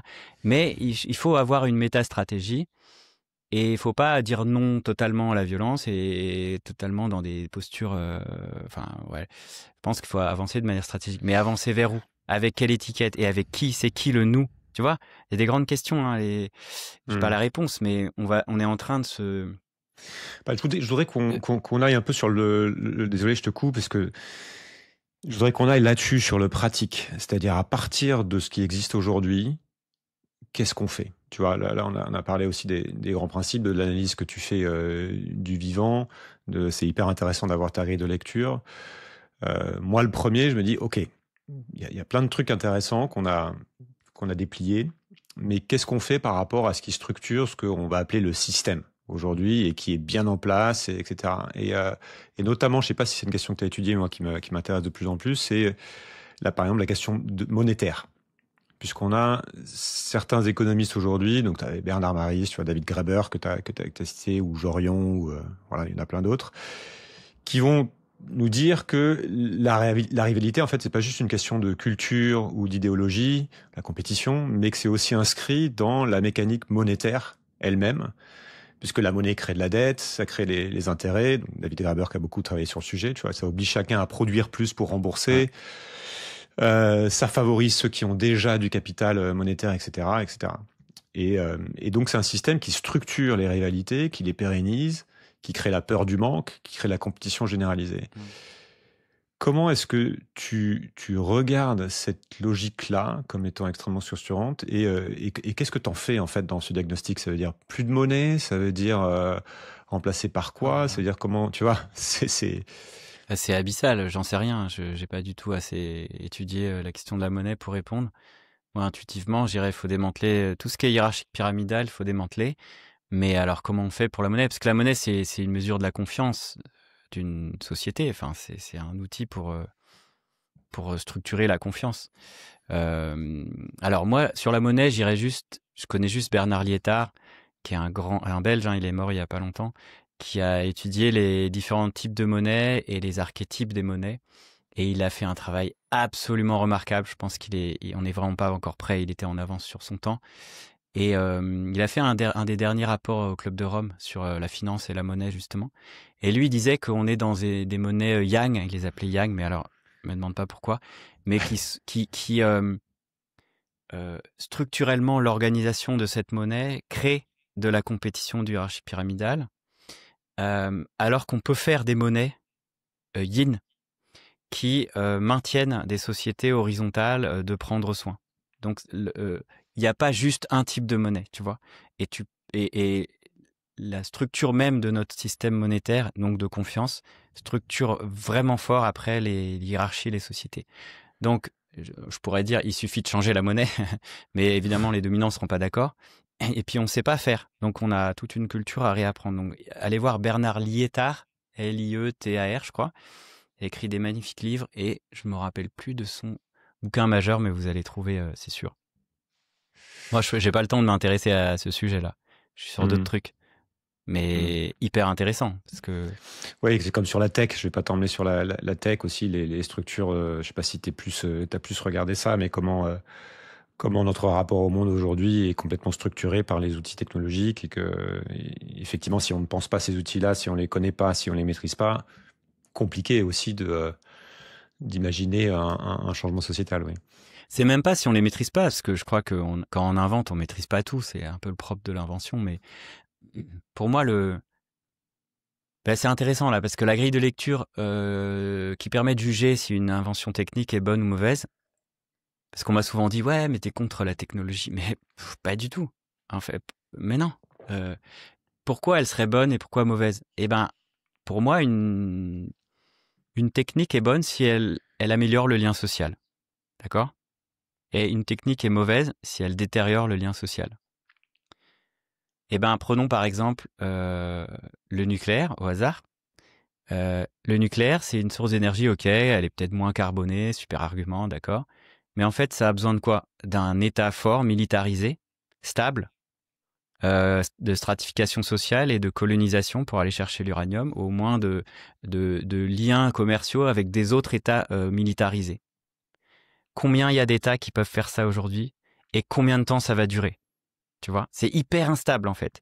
Tu résous la question technique par des ingénieurs qui n'ont aucune idée de ce qu'est la politique ou l'archéologie ou l'évolution des civilisations, tu vois. Et ni la violence, ni rien du tout en fait. C'est juste une question technique. C'est absurde. Donc, en plus, t'as besoin d'un État centralisé. Donc, au niveau démocratique, c'est nul le nucléaire. C'est genre l'énergie la moins démocratique. Donc, elle pourrit le lien social. Du coup, pour moi, c'est lapidaire. Le nucléaire, c'est pas une bonne énergie parce qu'elle est mauvaise pour le lien social et les sociétés. Voilà, tu vois. Donc, tu peux te trouver des grilles de lecture. Chacun se trouve ses grilles de lecture. Moi, je trouve celle du lien social, elle est fondamentale. Sinon, on va faire des conneries. Mais je sais pas si l'exemple était bon. Je laisse les gens commenter et juger après. Je vois que le temps file. Il y a une dimension qui est importante à reprendre aussi. Pareil, j'ai eu quelques questions là-dessus. C'est la dimension, on va dire, spirituelle que tu portes et qui fait aussi en partie l'originalité de ton discours par rapport à d'autres qui ont un discours très soit tech, soit matériel. Depuis quelques années, donc, on voit émerger une écologie qu'on va appeler spirituelle ou éco-spirituelle qui mène un peu plein de choses. Enfin, je sais pas, la phénoménologie du vivant, Gaïa, du chamanisme, voire l'anthroposophie, etc. Et certains y voient une ouverture du regard, mais d'autres une dérive un peu mystique qui va soit être problématique, soit dépolitiser, entre guillemets, le réel. Voilà, je voudrais savoir comment tu te situes par rapport à ça et est-ce que tu reconnais aussi cette dimension spirituelle dans ta démarche et dans ton analyse, quoi. Ouais, c'est une question qui revient souvent. Alors, c'est pas trop de lien avec le réseau des tempêtes, quoi. Non, on y va après. Court. On y va après. Mais oui, carrément. En fait, quand tu vois ces questions énormes que sont l'effondrement de la civilisation, le collapse, l'écologie, c'est pas du tout. Et la science peut nous aider. Et moi, ma passion, c'est la science. Et voilà, à diagnostiquer. Mais jamais la science va nous aider à décider. Tu vois, la science, c'est un côté de la vie, en fait. C'est juste une manière de structurer la raison. Voilà, très bien, super. Mais c'est pas du tout assez pour vivre. Tu peux pas vivre que avec la science. Qui décide des valeurs éthiques, morales, psychologiques intérieures? Enfin, je veux dire, on a besoin, c'était le message de notre deuxième livre, Une autre fin du monde est possible, qui a été assez mal compris, en fait. Enfin, ça a été un best-seller quand même, mais ça nous a touché, ouvert à un autre public, des gens qui avaient accès à leur intériorité, en fait. Et ça nous a coupé des gens plutôt de la tech, donc des ingénieurs, et moi j'en viens plutôt dissociés, qui sont là en mode ultra-rationaliste. Ouais, la raison, la religion, c'est des massacres. D'accord, mais ça, c'est pas un argument. La raison aussi, c'est les massacres. La raison, c'est très bien faire des génocides. C'est une peur de ces gens ultra-rationalistes qui font de la science, d'ailleurs, une religion, hein, ça s'appelle le scientisme. Et qui est aveugle au fait que les solutions ou les chemins à prendre seront évidemment un compromis avec du politique, avec de l'art, de la métaphysique, de la morale, de tout ce que aussi ne traite pas la science. Donc, je crois que c'est Rachid Benzine, politologue, qui disait ça à une conférence, ça m'avait marqué. Il me dit la spiritualité, c'est un mot fourre-tout. C'est quoi? C'est l'usage de l'esprit. Ça veut dire que c'est la raison, l'émotion, l'imagination et l'intuition. Raison, émotion, imagination, intuition. Fait waouh, ok, ça me va. Et nous, on a tout misé sur la raison. Viens, on développe l'émotion, on développe l'intuition, on développe l'imagination. On sera beaucoup plus complet, entre guillemets, pour aborder les problèmes super complexes, tu vois. Et donc, ça implique d'aller vers notre intériorité. Qui sommes-nous? Où allons-nous? Quels sont mes traumas? Comment? C'est des questions intérieures, psychologiques, etc. C'est forcément, t'es obligé de l'aborder pour bien vivre en tant qu'humain sur cette terre. Si tu veux pas aller voir à l'intérieur tes ombres, si tu veux pas comprendre ce que c'est une peur, tu vas juste peut-être faire partie de collectifs et tu vas les pourrir. Tu vois, tu vas emmerder tout le monde parce que t'as pas bossé sur toi. Et j'ai vu combien de collectifs d'activistes militants se désagréger parce que t'as des gens qui se confondent avec leurs émotions, qui s'identifient à leurs émotions. Ouais, je suis la colère et tout. Le gars, il a pas bossé sur lui, il fait chier tout le monde. Ok, c'est bien, tu veux te battre, mais en fait, attends, t'es en train de bousiller ton collectif là. Donc prenons soin, tu vois. Et ça veut dire aussi aller faire un effort. Donc on peut pas se battre, faire des collectifs, gagner des batailles et gagner la paix aussi, si on bosse pas sur soi. Et inversement, l'individuel et le collectif sont pas séparables. En ça, je peux pas, je refuse la parole scientiste qui balaye d'un revers de main la question spirituelle. Voilà. Et je précise que la religion n'est pas spirituelle. Pour moi, je suis toujours fâché avec les religions, parce que les religions, c'est des structures hiérarchiques pyramidales, en tout cas les monothéistes, qui ont pris la beauté du spirituel et qui ont fait des conneries. C'est-à-dire ils ont tous les défauts du hiérarchie pyramidale et des classes de la hiérarchie. Enfin bref. Et en fait, ils ont sali la spiritualité. Pas toutes les religions, hein, mais moi j'ai beaucoup appris des religions et j'étais fâché avec eux, avec elles, et j'ai découvert beaucoup de choses qui m'aident non seulement à tenir, mais à enrichir, enfin à amener un peu de beauté, d'émerveillement et de solutions, quoi. Donc, et on est maladroit en France, donc on va faire des conneries, tu vois. Parce qu'on est nul en spiritualité, donc il faut bosser, et ça veut pas dire qu'il faut tout mettre à la poubelle, ça veut dire qu'il faut bosser, il faut mettre des mains dans le cambouis, faire des essais-erreurs, et on y va, quoi, avec curiosité. T'es croyant ou, enfin, pour comprendre un peu tes béquilles, qu'est-ce que ça veut dire pour toi, c'est bosser sur ce sujet-là? Comment t'es passé par quoi? Tu bosses, Moi, ce j'ai qui beaucoup fait t'accompagne? d'alphabétisation émotionnelle, c'est mon truc. J'étais complètement polytraumatisé, blanc, homme, scientifique. Autrement dit, j'ai vécu que dans ma tête et j'ai pu m'en sortir dans cette société que avec un cerveau sur pattes. Franchement, hein, jamais de sport, jamais rien. Il y a 10 ans, Le je savais même pas. polytraumatisme, c'est C'est un homme blanc. accident. Non, ça pourrait. Mais j'ai eu un accident quand j'avais 14 ans. Ok. Je décris dans mon livre Ouais, tu en Le as pouvoir parlé. du Ouais. suricate.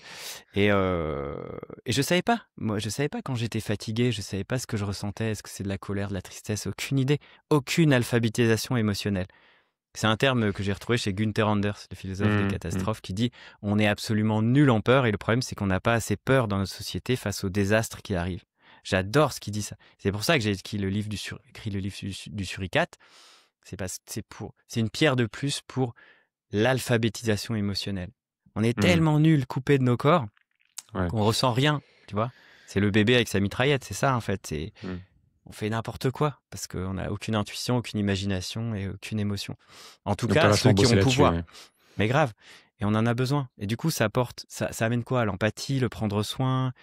Et on peut pas avancer sans ça. Sinon, tu rajoutes de la violence. Si t'es que dans la raison, le froid, la dissociation, tu peux pas. Et à contrario, tu as observé des dérives voilà, là-dedans, c'est-à-dire que tu peux aussi dériver assez vite dans des phénomènes sectaires ou des gens qui sont complètement perchés ou des gens qui sont voilà. Oui, il y a toujours des dérives et des sectaires. Partout, il y en a partout. Pour moi, tous les gens au gouvernement, ils sont. Enfin, on avait pu te qualifier de gourou par moment. Oui, c'est une critique qu'on m'a souvent faite. Mais parce que moi, je suis toujours aux interstices. Je suis toujours un peu, il y a un petit canard partout. C'est que je suis dans le monde associatif, un peu militant, universitaire, et j'aime pas être enfermé dans une étiquette. Donc, je sais parler plusieurs modes d'existence, comme dirait Latour. Et j'essaye d'être un peu diplomate, un peu aux interstices. C'est là que les milieux sont les plus riches. Et j'ai une grande curiosité. de tout. Donc ça peut gêner plein de gens qui... Pareil, la posture interdisciplinaire, elle est compliquée parce que On va dire, t'es je pas gêne expert. les spécialistes d'une discipline, tu vois. Et là, dans tout ce que j'ai dit là depuis 1 heure, j'ai gêné plein de gens. Il y a plein de spécialistes de tout ce que j'ai dit qui sont en PLS là. Et moi, j'essaye de sautiller d'une discipline à l'autre, d'être l'humain le moins spécialiste possible, le plus intégral possible. Tu vois ? Moi, j'aime bien être bon un peu dans tout et relier tous les domaines. Et du coup, créer un récit général. C'est ça mon kiff. C'est pas d'être spécialiste d'un truc, tu vois. Ceci étant, tu précises, avant de répondre, que tu n'es pas spécialiste du truc et tu partages un peu là où t'en es. Donc ça aussi, moi, je trouve une forme de valeur. En tout cas, c'est fait avec humilité de ce que je vois. Donc, ne vous braquez pas là-dessus. Merci. Ouais, non, faut pas se braquer. Des bisous et des hugs et on va boire un verre et après on verra. Avant de mettre des insultes dans les commentaires, suspendez un petit peu. On va parler de ton livre. Désolé, c'était une très longue introduction. Est-ce que tu peux me raconter un peu la genèse rapidement, c'est-à-dire comment tu as eu l'idée d'écrire ça et puis voilà, comment c'est venu? Mais toute cette intro, en fait, elle a posé le cadre, c'est-à-dire que c'est la suite logique. Tu vois, moi, depuis 15 ans, j'étudie les catastrophes et c'est passionnant. Les catastrophes, c'est une fenêtre ouverte sur la nature humaine. En temps de catastrophe, il se passe des choses incroyables. Pardon. Mais d'un côté, j'étudie l'entraide. C'est mes 2 dadas. Et je les étudie de manière transdisciplinaire. Ok, mais pour l'instant, c'était pas hyper bien articulé. Et là, j'arrive enfin à l'articulation. Et ce livre, c'est comme s'il s'était écrit tout seul. Il m'a demandé de l'écrire. C'est un truc très bizarre. Je ne sais pas pourquoi je l'ai écrit. Donc l'étincelle de base, c'est que il va falloir faire du lien social pour tenir. D'accord ? On ne peut pas traverser les tempêtes. Les tempêtes, c'est au sens métaphorique, c'est-à-dire les coups durs de la vie, les catastrophes, tu vois, les désastres locaux ou globaux, ou un accident, la perte d'un proche, etc. On vit tous. La vie est une succession de tempêtes, tu vois. Et pour tenir, pour rester à flot, il faut des liens. Voilà, des liens avec soi, avec les autres, avec le monde, avec des liens avec le monde, quoi. Et c'est ça en plus qui diminue nos peurs. C'est ça qui est génial, quoi. Plus t'as de liens, moins t'as peur, plus tu peux agir collectivement. Plus tu agis collectivement, moins t'as peur. Il y a un cercle vertueux qu'il faut réenclencher. C'est ça l'élan. Pourquoi ? Parce qu'en fait, aujourd'hui, le réflexe, on se dit se préparer aux crises, tu vois, le réflexe de mythologie libérale qui sommes dans la loi de la jungle, la compétition, le matérialisme, on se dit, bah ouais, il faut un bunker. Ouais, trop bien un bunker. On va être sain et sauf. Ouais, le bunker, ça sert à se protéger d'une tempête temporairement. Et après, tu ressors et tu vis. Mais en fait, le bunker comme mode de vie, c'est juste nul. C'est l'anti-société. C'est genre, tu t'enterres et tu coupes tous tes liens. Là, pour le coup, couper, sectarer, c'est vraiment une secte, quoi. Ce que je dis dans le livre, t'es devenu une secte de toi-même. Et tu te coupes par anticipation. Tu détruis la société par anticipation des crises. C'est juste exactement ce qu'il faut pas faire. Et en plus, tu mises sur le matériel comme si le meilleur sac à dos allait te sauver. Alors que, non, la vie, enfin, les êtres humains sont toujours sortis de l'adversité depuis des centaines de milliers d'années parce qu'on a une continuité avec les singes, etc. On s'en est sorti par la socialité. Donc, l'inverse du survivalisme, qui est une posture qui est critiquable en tant qu'idéologie. Je critique pas les individus c'est très bien, c'est très légitime de vouloir se sauver sa famille, c'est très bien. Sauf que pas en idéologie. Et la posture inverse, c'est ce que j'appelle le supervivalisme. C'est qu'on mise sur le lien social pour les crises, pour traverser mieux les crises. Plus on a de liens sociaux, mieux c'est. Et en plus, si les crises tardent à venir, on aura amélioré nos vies. Genre, deuxième effet qui se coule. Donc, en gros, c'est une boussole. Si tu te prépares aux crises et tout à coup tu perds des amis ou de la famille, c'est que tu es sur la mauvaise direction. Tu vois ? Si tu crées des liens avec tes voisins, avec un maximum de monde, etc., tu es dans la bonne direction. Si tu participes au lien social, tu es sur la bonne direction. Et moi, le vrai élan du livre, mon vrai kiff, le cœur du truc, c'est d'arriver à un niveau de lien social si puissant, si dense, si chaleureux, qui résiste à la fin de l'électricité, à la fin de l'État ou à la fin de l'espoir. qu'est-ce qui reste comme lien social quand il n'y a plus d'espoir? C'est ça qui m'intéresse. Parce qu'en fait, là, c'est les communautés qui restent. La community. D'accord? C'est ça qui fait traverser les millénaires. Là, tu peux comparer la communauté au collectif. Le collectif, c'est bien, c'est du lien social. C'est du lien un peu froid, en fait. Ça résiste pas du tout à la fin de l'état ou à la fin de l'espoir, tu vois? Moi, je veux arriver à un niveau de lien social aussi dense que ça. C'est ça, mon kiff. Donc, comment on fait? Eh bien là, c'est dans le livre, je décortique la notion de lien social, d'entraide, etc. À quelle échelle tu fais ça? Parce que tu parles de la destruction de l'État, donc j'imagine que c'est pas au niveau d'un État que tu penses que ça se prépare. On parlait plutôt de la taille des groupes et du fait que plus le groupe grandit, plus ça devient difficile de faire ça de manière horizontale. Ouais, toujours partir de la base, du petit. Dans la nature, toutes les solutions sont petites et lentes. Donc parle-moi un peu de comment, de l'échelle, de comment on fait aussi pour si c'est des petits groupes que ça se passe bien avec les voisins, parce que quelque part, tu vois, on est déjà un petit peu là-dedans. On parlait de ça, on parlait de toute cette tension qui naît aussi du fait que certains groupes sentent ça et ont envie de recréer des communautés autour d'un leader, autour du nous, autour de on a besoin on a peur des étrangers, on a peur que tout pète, etc. Donc on va créer du lien, on va créer des solidarités, on va manifester ensemble, on va porter la même casquette, il y a plein de manières de porter le truc, on va adhérer à la même religion, on va revenir à l'église. Enfin, il y a plein de manières aujourd'hui dont on peut constater la résurgence du communautarisme aussi, face à ce besoin de lien. Donc, c'est quoi communautarisme pour toi?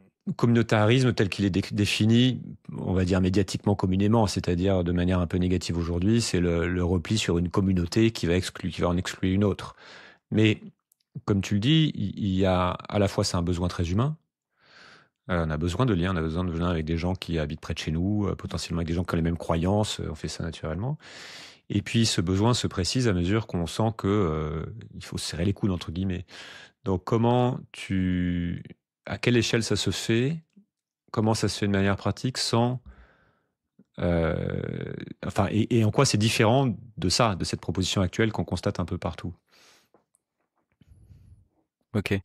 Ouais, alors avant d'arriver à ta question, il faut poser d'autres bases. C'est que, en fait, comment j'en suis venu là? Il y a deux choses. La première, c'est par Joanna Macy. Joanna Macy, c'est une éco-psychologue qui a inventé, qui vient de mourir d'ailleurs cette année, je lui rends hommage dans le livre. Elle a 96 ans. Elle a inventé des techniques, des processus, des ateliers pour faire du lien. D'accord?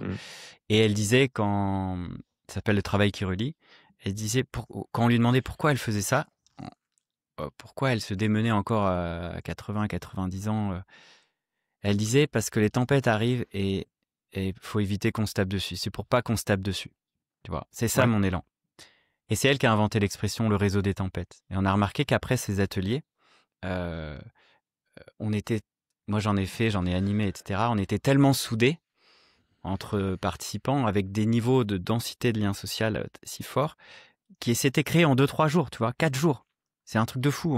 Si tu as les bonnes techniques d'intelligence collective, d'animation, de process, tu peux faire des merveilles. On est vraiment, mais tout le monde est récupérable entre guillemets, tu vois. Mais il y a moyen, il y a un énorme potentiel, tu vois. Et on se disait, on a fait un réseau des tempêtes. C'est-à-dire, moi, s'il y a une catastrophe, j'appelle la liste des gens avec qui j'ai fait l'atelier de travail qui relie. C'est des gens en qui j'ai super confiance, qui sont, tu vois. Et c'était ça notre rêve, en fait. C'est déployer un réseau de liens de confiance de ouf que tu appelles en cas de crise. Finalement, c'est ce tissu-là qu'il faut faire renaître. Et donc, en parallèle, deuxième point, je me suis intéressé à l'entraide en temps de crise suite à mon bouquin en 2017. Ce truc de l'entraide apparaît dans les catastrophes. Elle émerge en temps de catastrophe. C'est un truc de ouf. Du coup, je me suis associé à un think tank d'humanitaires qui s'appelle Groupe URD, qui est basé dans la Drôme. Et c'est devenu des amis et on a fait un projet ensemble. Eux, ils ont 30 ans d'expérience dans les catastrophes du monde entier. Et on a fait un projet ensemble qui s'appelle l'entraide en temps de crise. Aller dans le monde entier pour voir sur les terrains de catastrophe, comment fonctionne cette entraide, comment elle émerge, comment elle se fragilise après, comment fonctionnent les mécanismes de l'entraide en temps de crise, sur quel type de crise, etc., sur le avant, le pendant, l'après. Et donc là, on prépare une synthèse pour l'année prochaine ou dans 1 an et demi de toutes nos recherches. Et là, c'était l'élan. Il y a 2 messages clés. Le premier, c'est que la solidarité, l'entraide arrive de manière incroyable quand il y a une catastrophe. Déjà, c'est un effet waouh. Okay. Deuxième, encore plus important, la qualité des liens sociaux avant les crises, avant les catastrophes, avant les tempêtes, est fondamentale pour bien traverser la crise. Donc plus tu as des liens sociaux horizontaux, c'est avec tes voisins, tes amis, ta famille, ton quartier, de qualité, moins il y a de morts, moins il y a de blessés, moins il y a de traumas, et plus la reconstruction est facile. Et plus il y a de qualité, de confiance dans tes liens sociaux verticaux, c'est-à-dire de la relation envers les autorités, relation de confiance, et ben plus ça se passe bien. Donc on est là, mais viens, on fait des liens sociaux pour les crises, c'est ça la clé, tu vois. Et en fait, ce discours, il est méga, montré par plein de scientifiques, c'est vraiment massif, mais il se heurte à nos croyances, nos mythologies libérales, qui veut que quoi? Que quand il y a une catastrophe, eh ben il y a des comportements antisociaux, vol, pillage, meurtre, viol, gna gna gna, tout ce que disent les médias. En fait, pas du tout.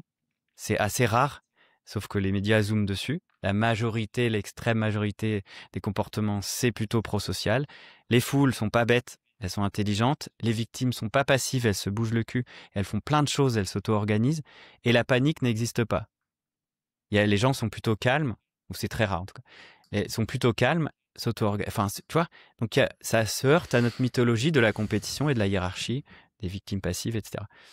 Et donc moi je me suis dit, faisons en sorte de recréer du lien social. Alors lequel? Rentrons dans le détail de ta question. À quelle échelle? Comment on fait en pratique? Non mais c'est important de poser les bases, parce que sinon on se perd. Le lien avec ton voisin, mais si il est pas sympa, s'il te considère comme un con, si t'as pas envie d'aller lui parler, c'est difficile. Donc déjà, on a des types de liens. Tu vois, j'ai dit horizontal, vertical, dense, léger. On pourrait avoir le type de lien voisinotaire et affinitaire. J'ai inventé le mot voisinotaire parce qu'on n'avait pas assez de mots en français, je trouve. Voisinage, je le trouve pas ouf.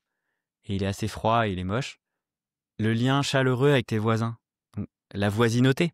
Tu vois, c'est un peu l'équivalent de neighborhood ou community en anglais. Ils développent beaucoup ça et c'est très utile dans les gestions de crise, la community resilience. T'as plein de choses en fait pour recréer des liens, des projets communs, de la convivialité, même limite de l'authenticité, des vrais liens forts avec les gens avec qui tu vis géographiquement. Donc là, déjà, c'est un axe, tu vois. Et puis, tu as les communautés affinitaires, les tribus. Ça, c'est vachement plus facile. Parce que les gens qui ont la même étiquette morale, qui pensent comme toi, c'est de l'entre-soi, ça fait trop du bien. Sauf que le défaut, c'est qu'après, tu as une pathologie de la membrane, comme tu dis. Tu peux te refermer sur ce que tu appelles communautarisme. Donc qui nuit après au conflit intergroupe ou au projet républicain, peu importe. Et en plus, tu as un défaut géographique. C'est des gens, tu passes ton temps en visio parce qu'ils sont pas forcément à côté de toi. Donc déjà, les deux sont à travailler et les deux ont des défauts. Plus, voilà, lien horizontal vertical, plus c'est dense et les légers. Juste termine sur les légers. Les liens légers, c'est par exemple les connaissances, la boulangère à qui tu dis bonjour, le voisin que tu croises de temps en temps, tes collègues du bureau, etc. C'est hyper important. Les sociologues ont montré que la diversité, la qualité des liens légers était fondamentale pour quand il t'arrive une merde. Quand tu perds ton job, quand tu es en temps de catastrophe, c'est ça qui t'amène une capacité de résilience. Et finalement, tous ces liens, parce que je parle de résilience, c'est-à-dire la capacité d'un système à se remettre, à pas mourir en fait face à un choc, ça déploie aussi la résistance. C'est deux propriétés différentes. Faut pas les opposer. Résistance, résilience, ça doit aller ensemble et c'est des trucs à travailler en parallèle. Parce que ça veut dire que si tu as du lien social et des bonnes communautés horizontales, tu peux mieux lutter ou résister contre l'adversité, contre les affreux, tu vois, les fascistes, les gens qui veulent amener de la violence. Eh ben, on peut s'opposer, on peut mieux agir collectivement. Et là, c'était une question que tu avais. Comment on fait face à la vague fasciste et aux autoritarismes qui arrivent? Eh ben, le lien social. En plus, tu apprends à connaître tes gens, t'as comment dire, à te connaître, à connaître les autres, t'amènes de la joie, t'amènes de l'innovation parce que en multipliant les liens, c'est un des principes du vivant. L'entraide amène l'entraide. Et ben, tu peux innover, inventer. Enfin voilà, la solution, bref, c'est le collectif. C'est tout simple. C'est fou qu'il faille écrire des livres pour dire des choses aussi évidentes. On a tellement mis la lunette des compétitions et de la hiérarchie que on voit plus ces évidences, tu vois. Mais c'est pas que le collectif, parce que c'est précisément aussi ce qui est proposé par ce qu'on va mettre sous l'étiquette fasciste. C'est-à-dire qu'aujourd'hui, ce sont des collectifs qui proposent. T'as raison, ouais. Oui, tu as raison. Le fascisme utilise nos capacités prosociales de regroupement et de faire des membranes et faire de l'entre-soi à des fins violentes et aussi avec de la hiérarchie pyramidale au service d'un leader maximo et tout ça. Donc il y a des dérives, effectivement. Comme les religions utilisent nos capacités incroyables spirituelles pour les dévier et faire des conneries. C'est pour ça que je pose la question de la différence entre une résilience, on va dire, au communautariste que tu vas qualifier de positif et quelque chose que tu vas qualifier de négatif, qui va, où tu mets tu vas me répondre que c'est dans la membrane, j'imagine, où est-ce qu'on met la membrane, comment on la gère, etc. Mais plusieurs membranes. Voilà. Est-ce qu'aujourd'hui, c'est ce que je te disais, c'est-à-dire que ce besoin de lien, il est présent chez beaucoup de gens. Et une des réponses satisfaisantes, c'est de rejoindre un collectif, quel qu'il soit. Tu vois, c'est d'aller dans ce groupe.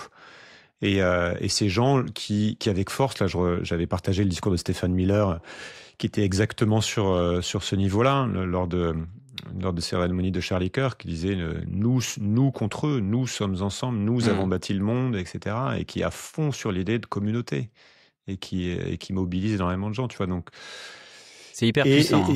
C'est puissant. Ça parle t'as eu la même chose au Bataclan. Hein. Ouais. Tu vois, après le Bataclan, on s'est soudés, on était tous français contre une menace commune, etc. C'est compliqué, hein. Tu l'as dans tous les sens. Et puis il y a aussi cette idée de réaction court terme face à un choc et comment ça se passe sur le moyen terme. Et c'est intéressant de. Alors, je sais pas si tu veux réagir à ça déjà avant que je m'embarque sur un autre. Mais tu vois, une fois que tu connais ces mécanismes, tout ce que je te décris là, tous ces trucs de membrane, tu peux comprendre ce qui se passe quand il y a un choc qui arrive. L'idée, c'est que tu sois pas aveuglé par ce choc et tu tombes pas dans des pathologies de la membrane. Si tout à coup ta seule obsession, parce que Charlie Kirk, parce que Charlie Hebdo, justement, parce que Bataclan, eh ben tu tombes tu te braques sur cette membrane, tu t'aveugles aux toutes les autres. L'idée, c'est de toujours rester ouvert, curieux et sur les autres membranes et de faire de l'entre-soi sans exclure les autres. C'est ça le petit sentier, tu vois, c'est comme les Anglais disent on the edge of chaos. T'es vraiment sur une fine arête et c'est délicat de pas tomber dans l'un ou l'autre écueil, tu vois. C'est tout un art. Hein. Comment est-ce que les Kogi incluent les autres qui sont pas de leur clan? Oh, bonne question, je les connais pas assez. Je note, je sais pas. C'est intéressant, tu vois, parce que là, tu as aussi un groupe ultra soudé qui a probablement une membrane extrêmement forte. Ils ont des liens très forts avec les peuples frères à côté, qu'il y en a 4 dans la Sierra Nevada. Après, il faut demander à des spécialistes. Mais c'est clair que jamais de violence, mais comment ils font dans leur relation avec d'autres membranes? C'est une bonne question. Ouais. Et alors, si on se place au niveau d'un État, ce que je trouve intéressant, parce qu'aujourd'hui, c'est quand même des structures organisationnelles très fortes, on voit des différences. Toutes les sociétés ne se valent pas pour ce qui est de la capacité à encaisser les chocs. Si on caricature, on va dire que Haïti, c'est pas le Japon en cas de tremblement de terre, quoi. Donc, qu'est-ce qui fait, je sais pas si tu as regardé là-dessus, mais qu'est-ce qui fait qu'une société encaisse les chocs sans se désagréger? Et est-ce que c'est une question de culture, de mémoire, d'institution, d'architecture, de spiritualité. Voilà, les critères en fait qui font qu'un groupe, alors peut-être à l'échelle d'un État, mais tu peux avoir un prisme plus. Oui, sur cette question, en fait, moi j'ai été voir le dernier livre, je crois que c'est le dernier de Jared Diamond, celui qui a écrit Effondrement en 2005. Là, il arrivait à un livre, avec un livre qui s'appelle Upheaval. Je sais plus comment c'est en français, mais c'est comment il a été voir les sociétés qui se sont remises d'un effondrement, en fait, d'une catastrophe, d'un désastre. Donc il y a le Japon, l'Allemagne, l'Australie, je sais plus, le Chili, etc. Et il montre en fait, alors j'ai plus tout en tête, hein, mais c'est intéressant qu'on peut se remettre d'un effondrement, il y a une sorte de résilience collective, mais que cette capacité, elle arrive avec plein de facteurs très concrets. Par exemple, il y avait une identité collective forte, mais quand même ouverte, souple, pas figée. Tu vois ce que je disais tout à l'heure de rester ouvert avec les autres membranes, je le retrouve là. Et il parlait aussi euh, d'une capacité d'auto-diagnostic, de pouvoir voir avec vérité là où ils en sont, d'honnêteté face à les situations. Je sais pas comment dire. Ce qui est pas évident, hein. Quand tu as du hiérarchique pyramidal tout en haut, on se ment beaucoup à soi-même. Il y avait une capacité de se transformer. Tu vois, dans la résilience, cette capacité qu'on a, qu'un système peut avoir à se maintenir, c'est pas du tout revenir comme avant. Dans la résilience, il y a une idée de transformabilité. Et donc, les sociétés qui ont réussi à thrive, comment dire, à se déployer, ouais, à prospérer même après les crises, c'est celles qui ont su s'ouvrir à d'autres alternatives, à s'enrichir de choses qui venaient ailleurs et à se transformer, qui est encore une fois une ouverture. Donc finalement, c'est des sociétés ouvertes, mais avec un lien social dense. Moi, mais c'est peut-être ma grille de lecture, j'y vois le réseau des tempêtes, tu vois, c'est le lien social la clé. Le capital social, c'est ce qui est le plus important. C'est plus important que le capital matériel ou que les infrastructures. Okay. C'est ça qui nous fait revivre, reconstruire, être résilient, être résistant, être robuste, tu vois, pour reprendre les termes d'Olivier Hamon. C'est ça. T'as pas des cas où tu as quand même des infrastructures clés qui vont faire la différence soit pour minimiser la catastrophe, soit ou c'est pas un truc que tu étais regardé. Oui, pour minimiser, oui. En fait, le degré de préparation, d'anticipation est hyper important. Mais j'ai pas de cas concret là qui me viennent en tête d'infrastructure clé qui ait permis ça, enfin d'infrastructure matérielle quoi. Sociale, oui, mais à creuser encore une fois. Merci. Et ton point de vue sur la France là-dessus, sur le niveau de fragilité ou le niveau de résilience, alors tu es beaucoup sur le lien social, etc., mais sur ce que les risques que tu vois et aussi ce que tu vois qui commence à se mettre en place, qui va dans le bon sens J'ai pas un tableau très complet. Moi, ce que je vois, c'est que d'abord, il y a une fracture en France du récit commun, tu vois, de projet républicain, le projet de membrane commune. Pardon, il est fortement fissuré. Et j'ai pas une grande analyse là-dessus. Je sais pas, il y a une grande épidémie de solitude, pas que en France d'ailleurs, partout dans le monde, dans les campagnes, dans les villes. Mais pour moi, mon diagnostic, c'est que c'est l'idéologie de la compétition, de la compétitivité, et des systèmes de domination, dont le hiérarchique pyramidal. Pour moi, la France, c'est un pays beaucoup trop bureaucratique, hiérarchique pyramidal. Et tous ces systèmes de domination sont des attaques sur les liens, je l'ai peut-être dit, mais ça nous isole. Et comme là, du coup, on devient plus vulnérable aux peurs, donc au discours simpliste, autoritariste. On a besoin de la figure paternelle pour résoudre les problèmes, nanana. Et puis on devient vachement plus sensible aux algorithmes, c'est-à-dire aux gens qui manipulent l'information et aux machines aussi. Donc les démocraties sont en train de se désagréger sous nos yeux, avec des forces qui nous dépassent. Et le récit France, est-ce qu'il tient encore? Le récit Europe, il est un peu faible aussi.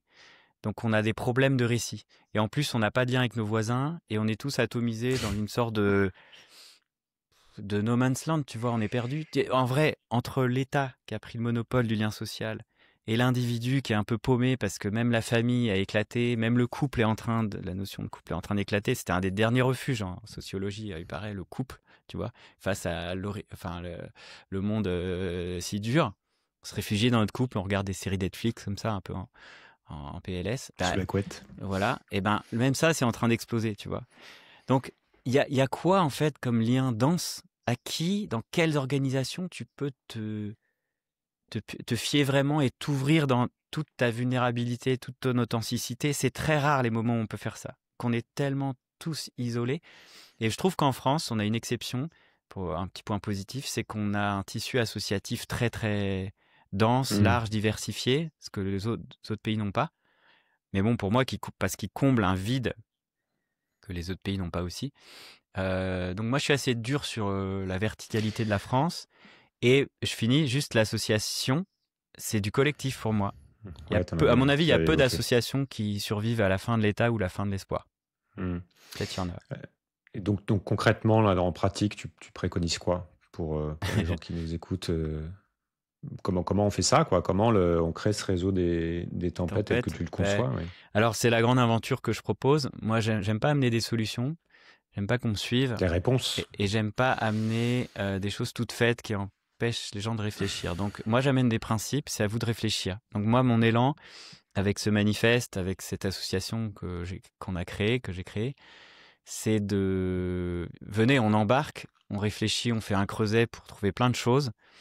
On a une autoroute devant nous. On a plein d'angles morts de partout. On a vraiment plein d'exemples partout dans le monde qui sont hyper stimulants et qu'on peut ramener en France pour déployer les liens sociaux, différents types de liens sociaux. On a plein de choses à faire, reconstruire des récits, reconstruire plein de choses. Et ça sera du kiff collectif qui nous redonnera confiance en nous, qui nous redonnera une puissance d'agir à petite échelle, je dis bien. Et si ça réussit, on ira à moyenne échelle. Et si ça réussit, on ira à grande échelle. En tout cas, on aura la capacité de résister et ne pas aller trop vite. Je répète, toutes les solutions sont petites et lentes. Tout ce qui est grand et rapide dans la nature, c'est une catastrophe. Ça s'appelle une catastrophe. Donc, allez-y calmement. Si vous amenez l'efficacité, la performance, vous amenez de la violence. C'est ce que dit Olivier Amand. Il a raison. La robustesse, ça vient tranquille. C'est de la complexité, la confiance, la coopération. Tout ça, c'est dur, c'est lent à mettre en place. Mais on y arrivera. Et on n'a pas le choix. C'est ça la seule voie, en fait. Si on voit que ça se détériore, c'est qu'on est en cours d'effondrement. L'effondrement, il est social, d'abord, avant tout. Donc, faire des cercles d'entraide partout, connaître ses voisins. C'est difficile, hein, parce que j'ai appris il n'y a pas longtemps que la fête des voisins marchait pas très bien. En fait, ça marche pas trop.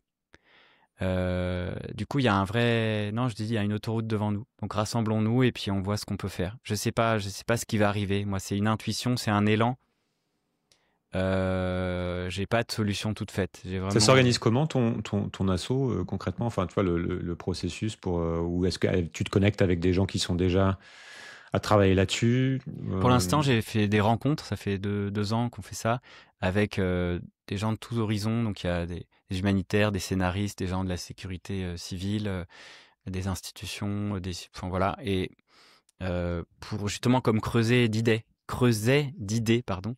Et puis là, plus j'avance, plus on avance, plus on se rend compte que le sujet est vraiment dans l'air du temps et qu'il y a plein d'autres institutions qui s'emparent du sujet. Je pense à la Croix-Rouge, même au niveau du gouvernement, ils se rendent compte qu'ils auront besoin des citoyens et que les secours ne peuvent pas tout faire.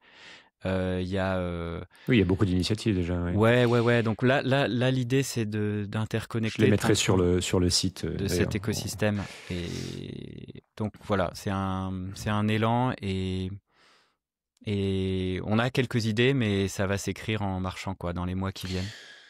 Qu'est-ce que ça change pour toi personnellement là? Qu'est-ce que dans ta vie, dans ta manière de penser, d'être père, d'agir, là, d'avoir fait ce travail sur ce livre ou de l'amorcer?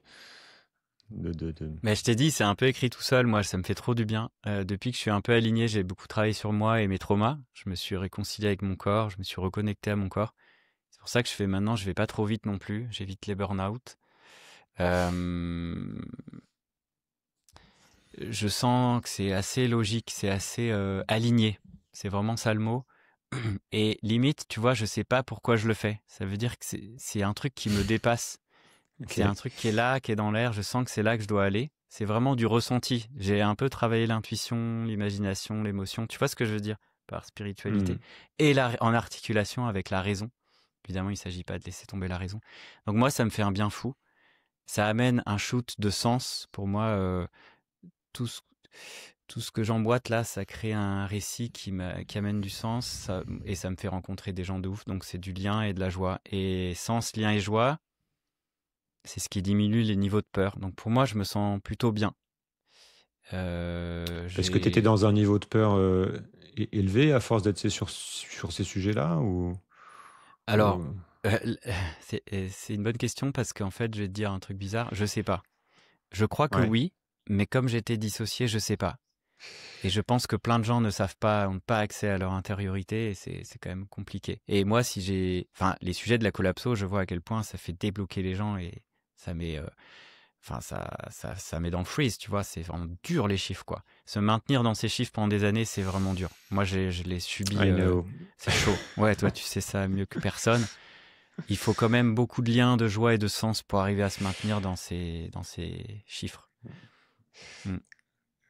Ah, c'est intéressant ta réponse de dire que tu sais pas, ça me parle.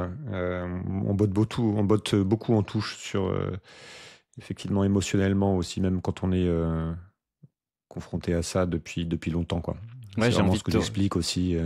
Ouais, le réflexe de soit faire l'autruche, soit se braquer, soit binger le truc encore plus. Ouais. C'est pour ça que je voulais avoir ton point de vue là-dessus. Parce que tu parlais beaucoup des peurs et là tu parles aussi du fait que tu as trouvé un sens, donc notamment dans l'action, j'imagine, dans la rencontre, dans le fait de Mm. pouvoir être aussi sur le terrain, dans le concret. Ouais. Ben, mon concret, c'est d'écrire, c'est d'être dans Ok. l'abstrait. Tu vois, c'est comme la Ok. nature de l'humain, c'est la culture. Moi, ma manière d'agir, c'est de créer de l'abstrait, des concepts et des récits, des choses qui Ouais, changent je vois bien. les manières d'agir. Mais bon, je suis dans l'action, moi, je fais du lien, voilà. Mais c'est vrai que souvent, je suis tellement dans l'abstrait que les gens, ils me disent, alors, concrètement, concrètement. Mais ouais, j'entends, mais C'est pas vas-y, ton mode. allez-y, faites-le, faites-le.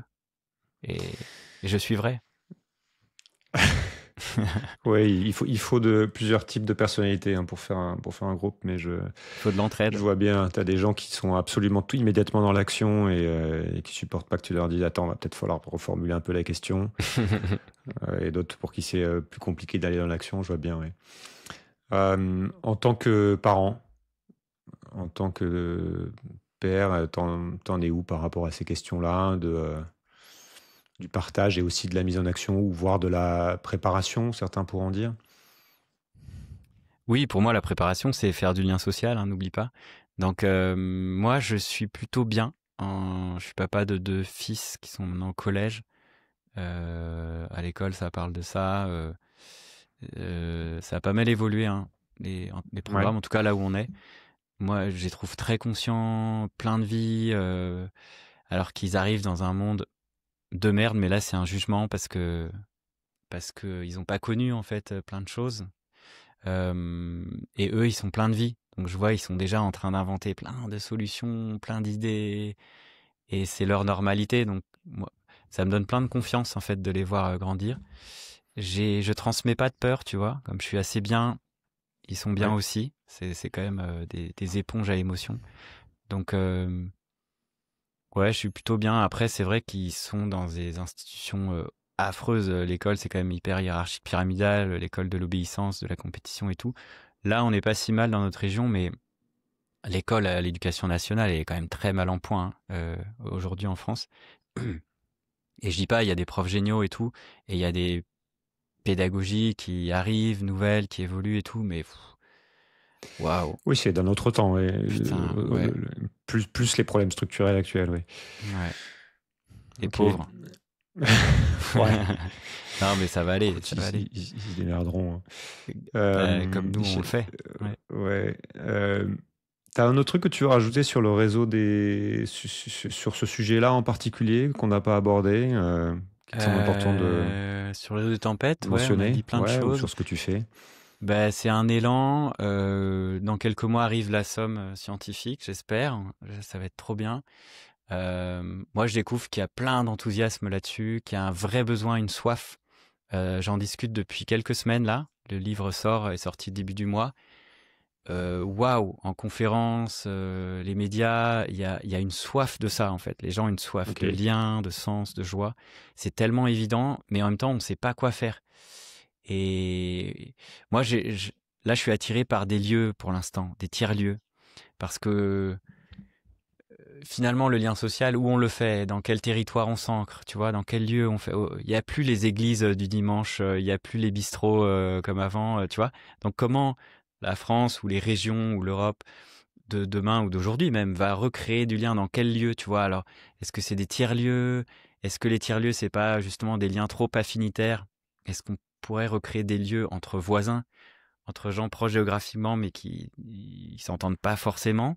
Ça, c'est une vraie question politique. Comment on fait pour s'entendre avec de vivre avec de manière chouette, quoi, et dense, avec des gens qui n'ont pas les mêmes valeurs morales que nous. Ça, c'est une vraie question. Pour moi, c'est la clé. Et je vois pas beaucoup de solutions pour l'instant. Et si on travaille pas ça, ça va glisser. On va glisser vers une pente de la violence, ouais. 2 livres à lire absolument dans sa vie. Ça, c'est la question la plus cruelle du monde. Souvent, c'est un livre, mais 2... ouais, putain. Pardon. Moi, on dit souvent, hein, pour éviter le racisme, il faut voyager. Pour éviter le fascisme, il faut lire. Et surtout les romans, ce que je fais pas assez. Ça déploie l'empathie. Moi, là, ce qui me vient, c'est Kropotkin, Darwin, tous les Ivan Illich, tous les grands qui m'ont... encore une fois, c'est que des mecs. Non, il y a Lynn Margulis, une grande biologiste qui a découvert travaillé sur les symbioses, sur l'hypothèse Gaïa et tout. Pour moi, ça, c'est mon grand kiff, quoi. Arriver à déceler les grands principes du vivant. Mais waouh, Darwin, c'est magnifique, hein. C'est beau, c'est frais, c'est plein d'intuition. Kropotkin, magnifique. Ça ouvre. C'est comme un menthol pour le cerveau, tu vois. T'es là, waouh, quelqu'un a ouvert la fenêtre ou quoi? Et t'as envie de bouffer le monde après, de découvrir le monde. Et voilà, tout ce qui m'ouvre la curiosité et par les grands principes de la vie, ça, c'est mon grand kiff. Ok.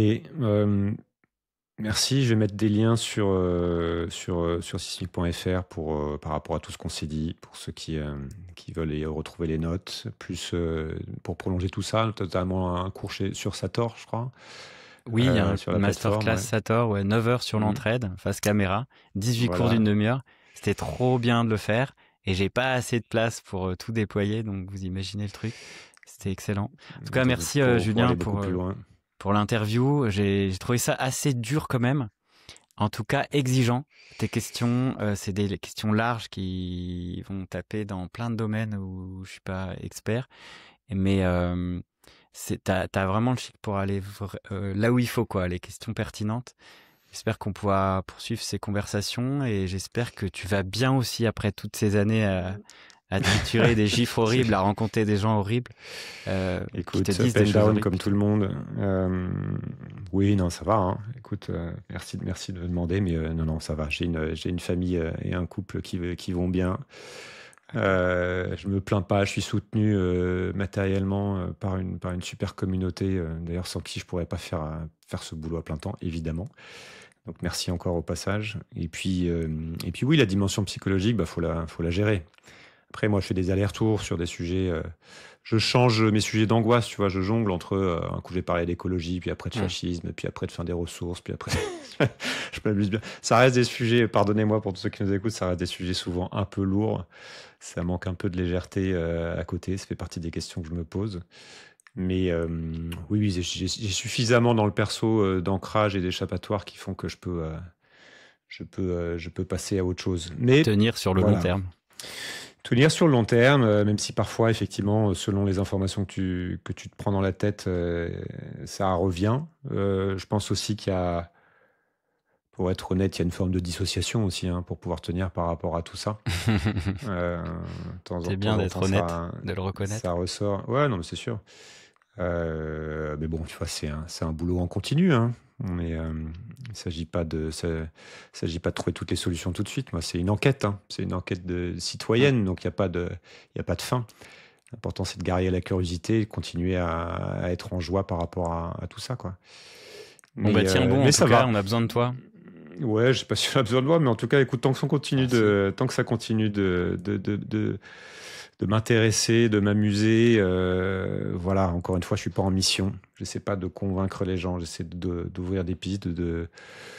avec des gens comme toi, avec des gens, avec plein de gens qui sont différents. Encore une fois, il s'agit pas d'être d'accord avec tout ce que tu as dit, tout ce que tu vois. Chacun a son point de vue, chacun a ses angles morts.